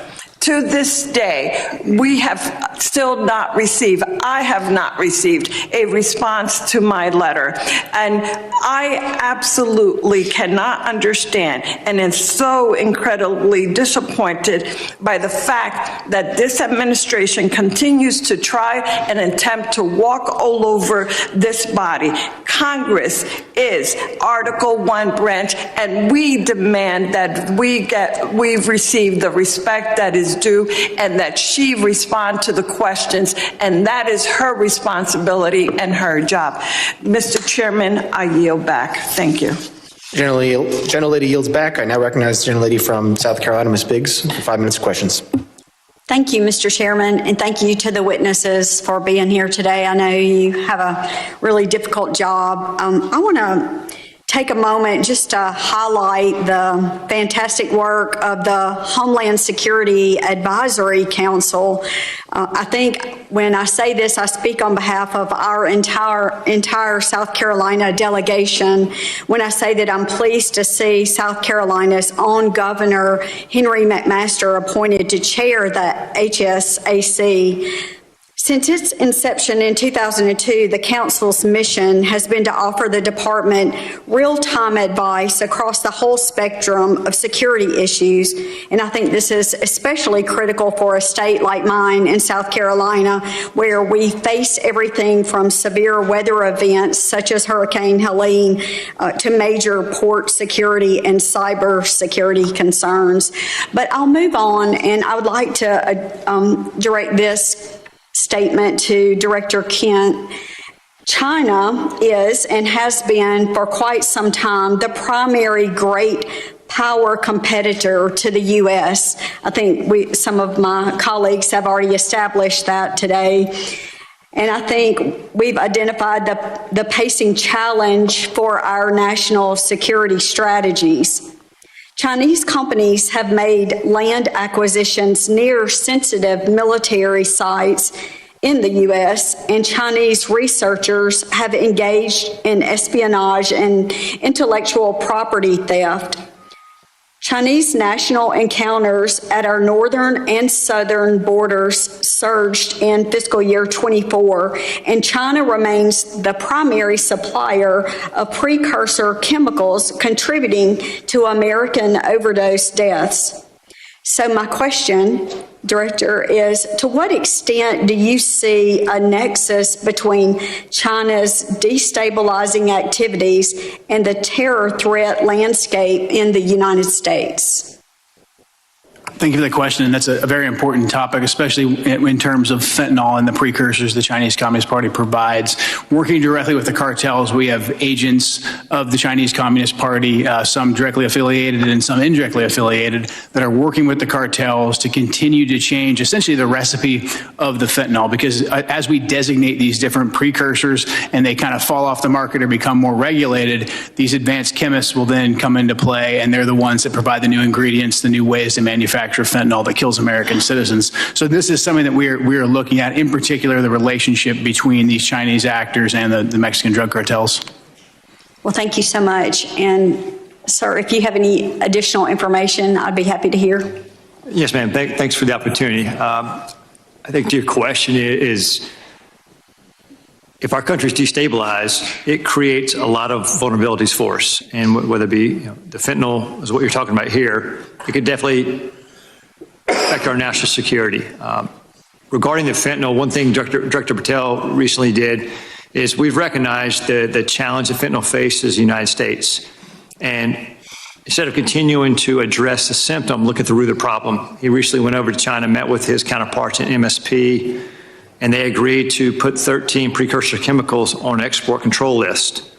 And if we can prevent the chemicals and the precursors coming to the United States or into the, Mexico or anyone that puts together the fentanyl that comes into the United States, that can have a greater effect to reduce that threat to the United States. Well, thank you so much, and I appreciate you being here and hope you realize how important your work is. And I know the district, my 3rd district of South Carolina, is counting on you to continue that hard work. I yield back, sir. Gentlelady yields back. I now recognize the gentleman from Virginia, Mr. Walkinshaw, for 5 minutes of questions. Thank you, Mr. Chairman. I regret that Secretary Noem tapped out after 2 hours, but nonetheless, I want to focus on an issue that I think is really important: the misuse of taxpayer funds and the steering of DHS funds to politically connected firms tied to the Secretary's office, while hiding that activity from the American people. Secretary Noem has been criticized by members of her own party and by the Trump administration for being slow and ineffective when Americans actually need her help. Republican Senator Tom Tillis said she was, quote, slow off the mark in getting disaster aid out the door. A senior administration official recently told Politico that there was, quote, some fishy stuff going on with money at DHS. And the veto authority she handed to Corey Lewandowski over contracts and grants has delayed life-saving resources after disasters. So when it comes to helping disaster victims, she's been slow and ineffective. But when it came to spending money on her own image and then funneling that money to her friends and her political allies, she moved with remarkable speed. According to reporting by ProPublica, DHS obligated $220 million for an advertising campaign featuring her in staged, phony border imagery and featuring pictures of President Trump's private properties. That money, that taxpayer money, was routed through a newly created and secretive Delaware shell company. It was then secretly funneled from that shell company to a firm with direct political and personal ties to her office and her political operation. That firm is called the Strategy Group. This situation has all of the elements of political corruption. First, she invoked emergency authority to bypass competitive bidding. Second, she concealed the true destination of the money by routing it through a shell company, a red flag in any corruption investigation. Third, the firm that actually did the work, that filmed her attempting to herd cattle, has documented political and personal ties to the secretary and her senior leadership. Fourth, her directive requiring personal approval of all contracts over $100,000 concentrated power in the hands of the very people tied to the firm that secretly received the work, her and Mr. Lewandowski. At the exact time this contract was executed, DHS was diverting investigators and resources away from child exploitation, away from child trafficking, away from illegal gun smuggling, yet somehow she found nearly $250 million to promote herself, and the money flowed to her political allies. A federal contracting law expert quoted in ProPublica summarized it plainly. It's corrupt is the word. That's what I would have liked to ask the secretary about today. I would have asked if she personally approved the money that flowed to her political and personal allies. I would have asked if whether when she was governor of South Dakota in 2023 and the same firm got $8.5 million of taxpayer money, whether she steered the money to them. Because an official in her administration said she did. That's what I would have asked her. But she had to leave early. Mr. Glasheen, are you familiar with the Proud Boys? I'm familiar with the name, yeah, Proud Boys. Okay. Does the FBI still designate the Proud Boys as an extremist organization? They did in 2018 in President Trump's first term. We are in the process right now of changing our categories for domestic terrorism. So they're no longer designated as an extremist organization. The FBI designated them an extremist organization in 2018. Has that changed? I'm not aware that they did that. It's all over the media, sir. Widely reported. Can you get back to me on that? Sure will. All right, thank you. Gentleman yields back. I now recognize gentleman from North Carolina, Mr. Knott, for 5 minutes of questions. Thank you, Mr. Chairman. Before I go into my line of questioning, it's worth notice that the previous administration labeled Catholic churches and charities as domestic terrorists, and there was no outrage about that from the other side of the aisle. But regards to today's hearing, threats that currently face the country, we have millions of people in this country right now who will harm the country either with specific intent or by natural effect. There's a refusal to assimilate. There's a disdain for Western values. There's even a disdain for this country. We've seen it recently in the unfortunate but staggering case that we've become aware of in Minnesota. Somalian groups who have come here to defraud the United States to the tune of billions of dollars, submitting fake invoices, at least motivated in part for personal enrichment, and then to fund terrorist groups back home, our adversaries. And one of the points that I find most disgraceful from the other side of the aisle, they would rather talk about Secretary Noem rather than these threats that we are trying to combat. And they also say that this is strictly a race issue. That's a disgusting accusation. From my experience in law enforcement, there were people from all over the world who exploited the open border policies or weak legal immigration policies to come here, whether they were from Eastern Europe, China, Russia, the Middle East, Northern Africa, Pacific Islands, and of course, South America. It's a full world problem that is operating inside of our borders. So, Mr. Kent, let me just start with you. How can we programmatically identify again, these threats that arrive at the point of millions of people who are here specifically harming the country? So right now we're in the triage phase. We've already identified 18,000 individuals who have ties to known suspected terrorists and terrorist organizations. So we're starting with them, working with DHS and the FBI to locate and deport them. But as you pointed out, it is a much bigger problem. We've had 2 to 2.7 million folks from Muslim countries, Muslim regions that have come into the country under Biden with minimum to no vetting. Well, I asked you the question, how do you vet someone that doesn't come from a functioning country? Exactly. You simply can't. That's why prior to the Biden administration, these individuals, even ones who wanted to claim asylum, they had to go to the first safe third country. And it would take 18 months to 2 years to properly vet them. Biden threw all of that out the window. We were assured by Secretary Noem's predecessor that every Afghani refugee who came in under the asylum program was thoroughly vetted. Was that true? That was a lie. Any of those individuals who were vetted, such as the terrorists in D.C., they were vetted under a war zone standard to see if they could serve as a soldier or as a guard or a cook or something like that, to see if they posed a threat to us tactically in Afghanistan or Iraq, but not to be our neighbors. Two completely different systems of vetting. The Biden administration used the tactical vetting as a ruse to get millions of people into. And then once they were here, we have eyewitness testimony that they were deployed to military bases and then picked up by people who were already in the country, never to be seen again. Is that consistent with what you've seen in your current position?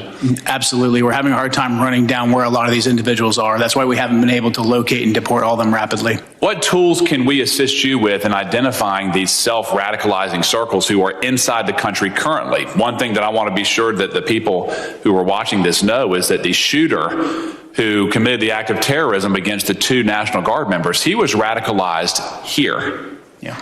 How are we going to identify, again, the people who are inside of our own borders, empowering our enemies to commit harm inside this country? Right now, the Trump administration has essentially gone back to letting us enforce laws, letting us enforce immigration standards, and letting us vet people. What I would like to emphasize to this committee and to the American people is that we simply cannot go back and retroactively vet these millions of folks that came in under Joe Biden. We have to locate them and we have to deport them as soon as we possibly can. Those who want to reapply, they can have the opportunity to reapply. So in terms of what we need, we just need the longitude to do our jobs. We're getting that from the Trump administration, and we appreciate the support of this committee. Yep. Mr. Glasheen, I want to give you a time to answer. In terms of the types of domestic terror that we currently face inside of our own borders, can you briefly describe that with the remaining minute that I have? Yeah, and thanks for the opportunity. I want to make very clear, I know the question came up earlier about, designating the problems. The FBI doesn't designate domestic terror groups. We don't do that. That wasn't a serious line of questions. We investigate people. Yes. And the common component there is violence. So I want to make that very clear. And so in terms of regarding the domestic terrorism threat, we have over 1,700 domestic terrorism investigations in the U.S. And with respect to Antifa, which was asked earlier, we have approximately 70 Antifa investigations. Our arrests with Antifa-related subjects are up 171% this year. Gentleman's time has expired. Thank you. I now recognize gentleman from Louisiana, Mr. Carter. 5 minutes of questions. Thank you, Mr. Chairman.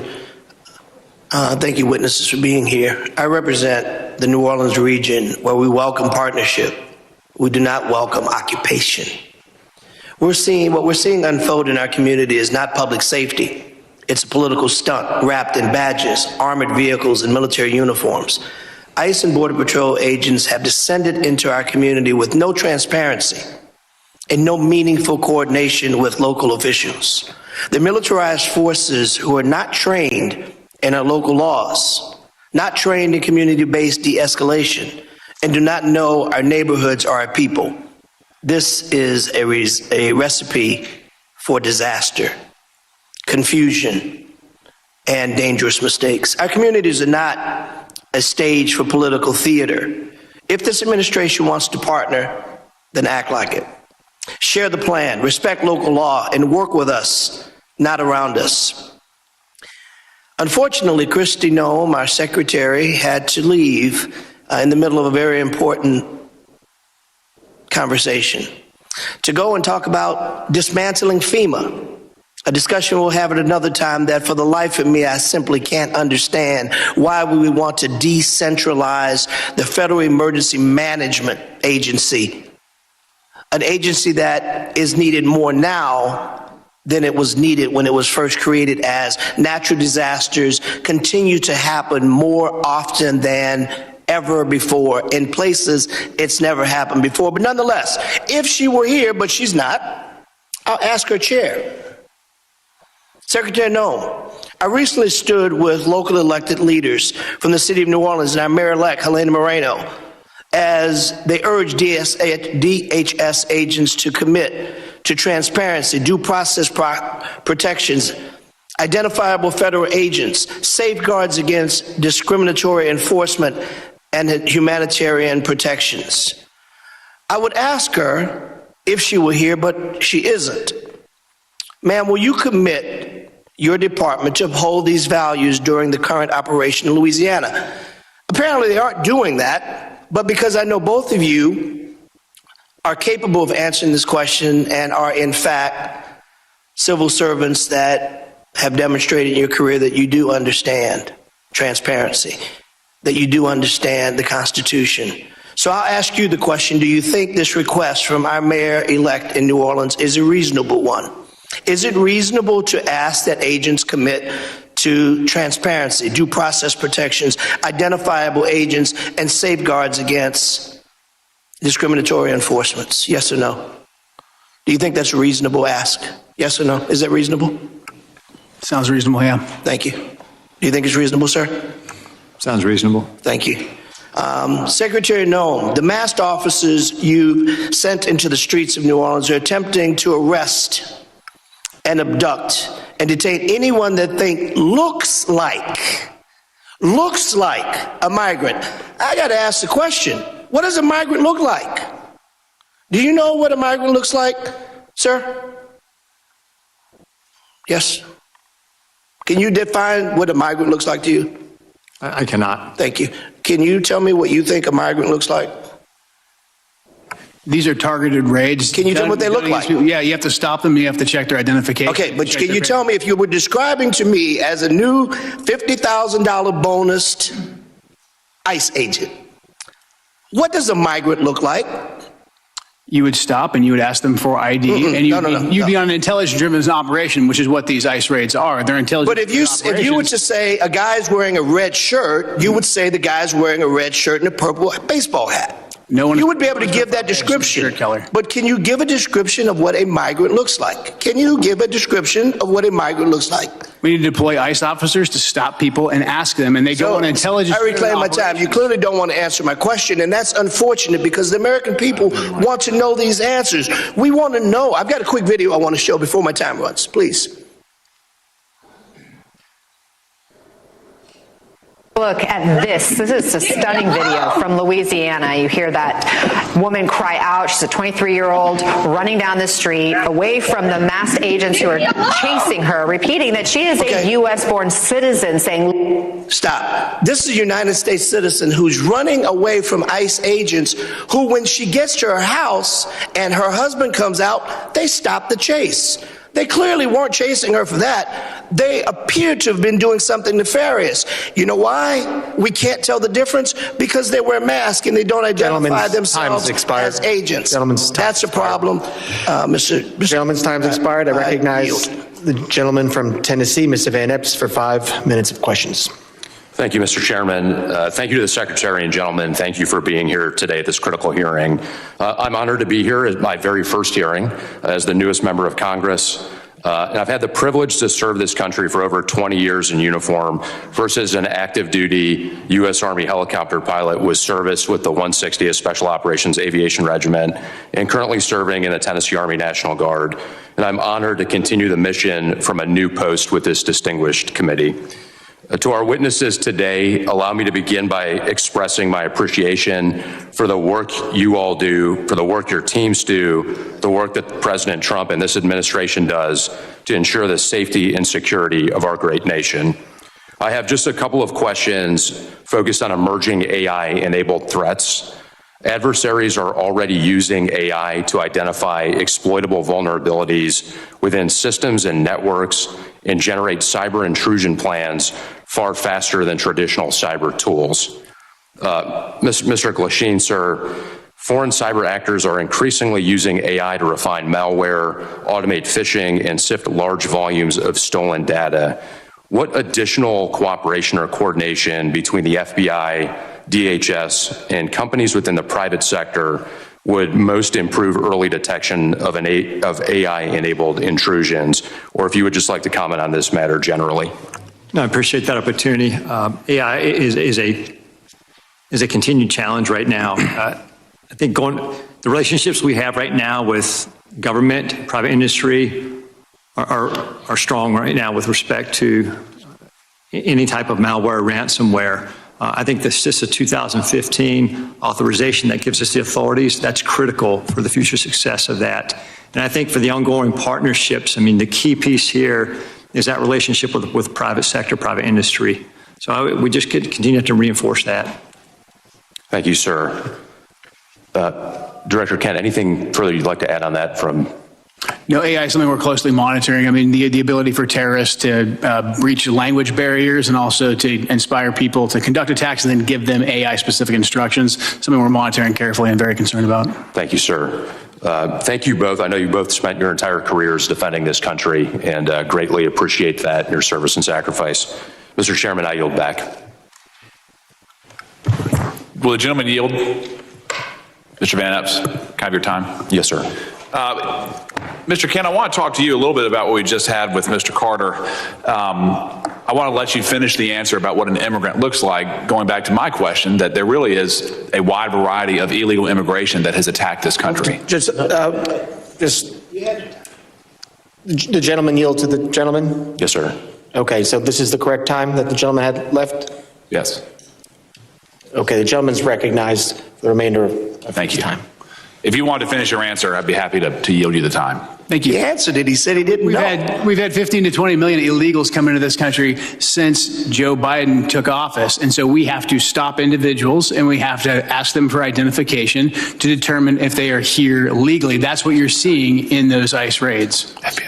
And in regards to the toll that illegal immigration has taken on this country, are you aware, sir, that in the last 25 years, more Americans have died because of drug overdoses than the entire country's military combat history?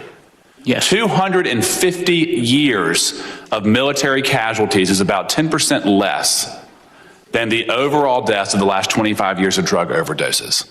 Are you aware of that? I'm aware of that, and that's why I was glad to see President Trump designate the cartels that bring that poison into the country and kill hundreds of thousands of Americans, designate them as terrorists so we could stop them and aggressively target them. Does fentanyl discriminate on race? It does not. Or does it affect every single person, every single community, every single neighborhood that it enters? Every single person, yes, absolutely. I find it quite alarming that we do not have even a minuscule percentage of the outrage that we have seen from the other side of the aisle as it relates to the plight that Americans have undergone because of illegal immigration and its harms than we do today when you all are trying to enforce the law. From our side of the aisle, again, I thank you. I hope you'll come back. This is a worthwhile conversation. It's a needed conversation. And Mr. Chairman, I yield back. Thank you. Gentleman yields back to Mr. Van Epps. Mr. Van Epps, do you yield? Mr. Chairman, I yield. Gentleman yields. I now recognize gentleman from Colorado, Mr. Evans, for 5 minutes of questions. Thank you, Mr. Chairman. Thank you to the ranking member, of course, for this important conversation today. Thank you for the witnesses for taking your time to come and speak to us about these things. And first, I just want to commend everyone that's working in the Department of Homeland Security, in law enforcement and border security for all of the work that you've done to keep our country safe, keep our states safe, keep our community safe. I spent 10 years as a police officer in the Denver metro area. I was in the U.S. Army and the Colorado Army National Guard for 12 years to include a combat deployment overseas to the Middle East as part of the global war on terror. And those experiences, coupled with what's happening in Colorado, have shown me how critically important this hearing is on global threats and things that are happening around the country and around the world, because we know the numbers. We know that every 15 days under the previous administration, more Americans lost their lives due to drugs, with most of that being fentanyl, than were killed in the entirety of the September 11th terrorist attacks.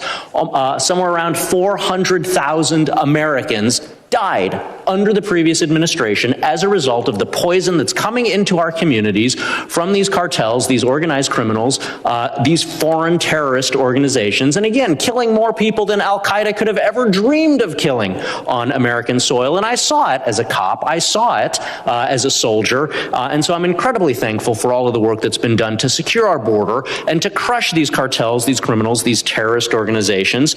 And somehow it sounds like, there's been a lot of conversations and a lot of posters about names of folks from my colleagues on the other side of the aisle.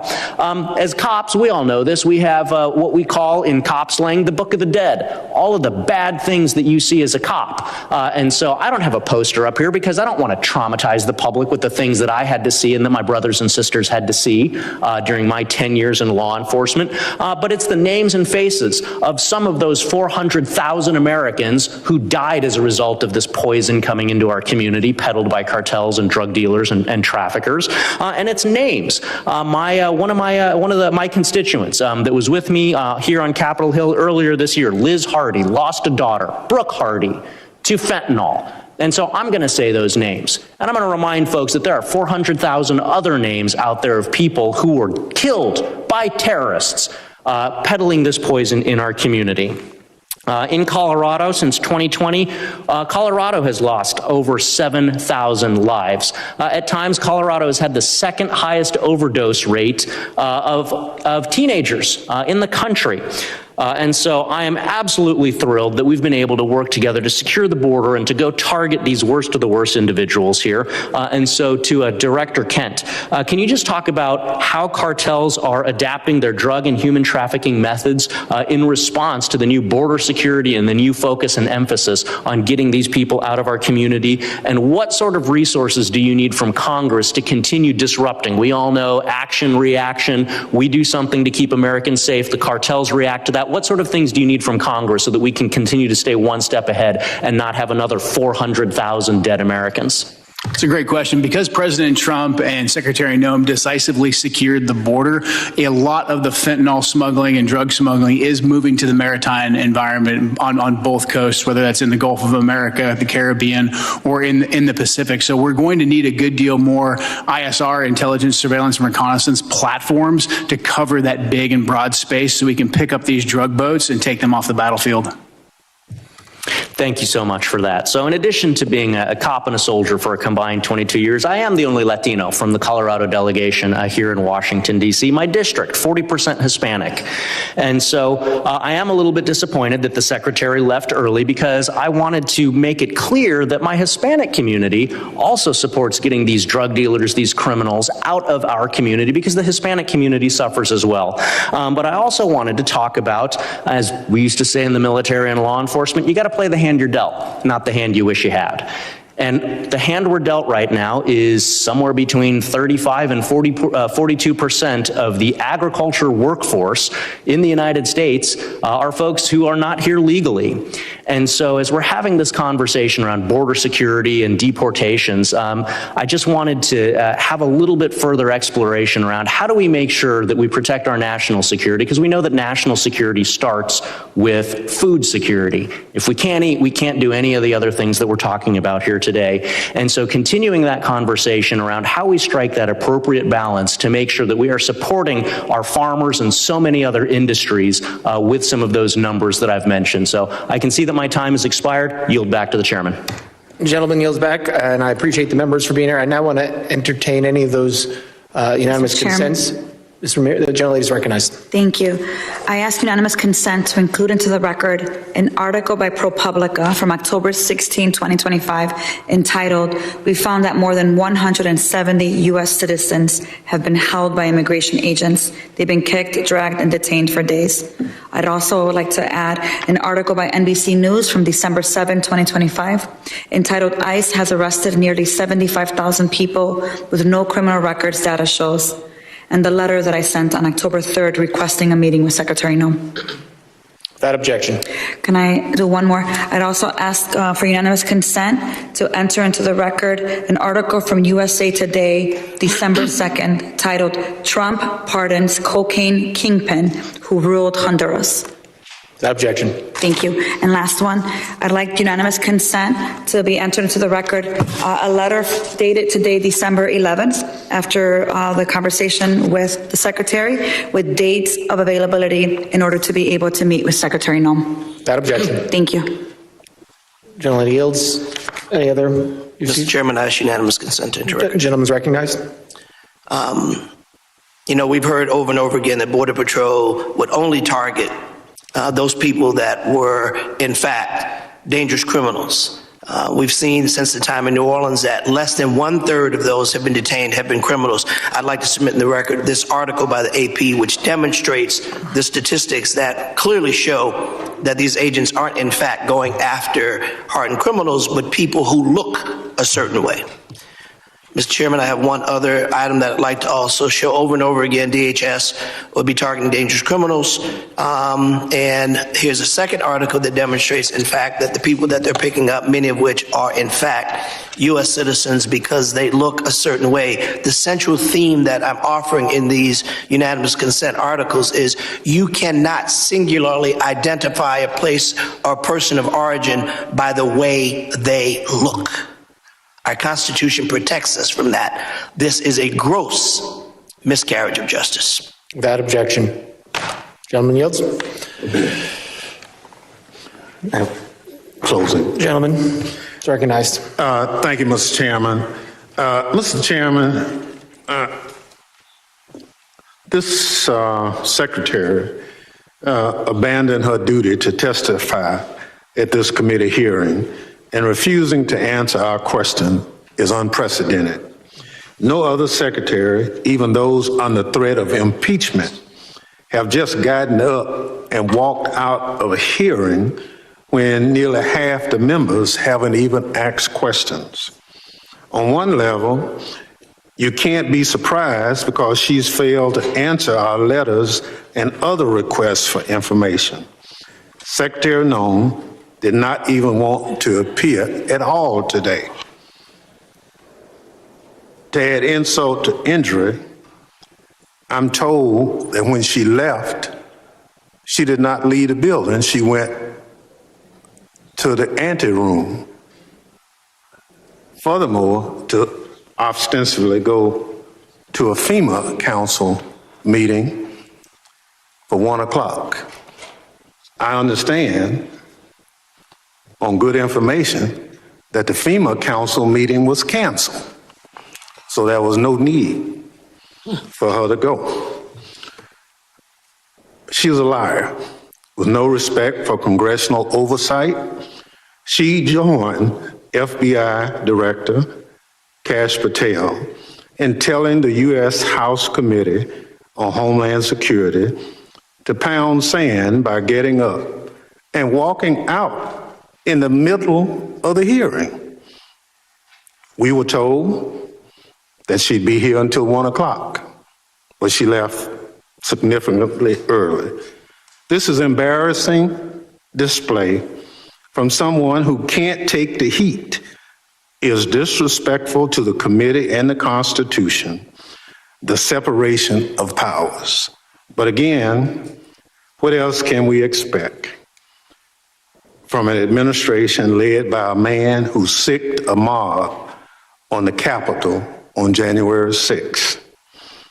Mr. Chairman, because the secretary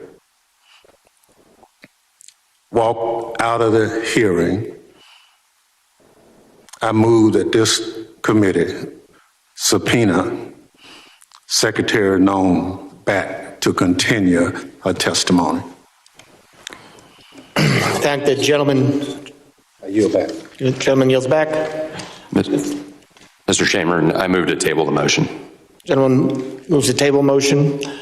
I thank the gentleman for that motion. Now, continue.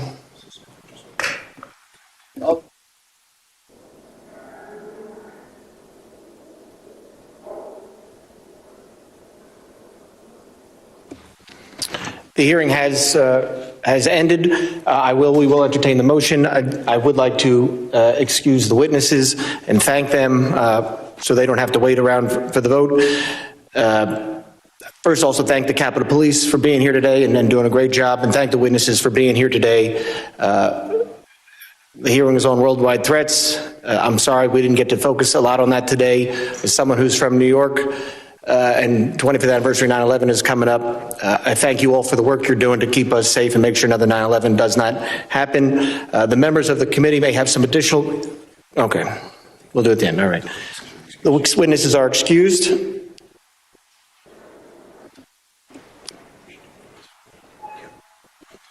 And on the motion to table, all those in favor say aye. Aye. Aye. All those opposed? Nay. Nay. The ayes have it. Mr. Chairman. Yes. I guess we're going to have to ask for a recorded vote on that. A recorded vote has been requested. The clerk will prepare the roll.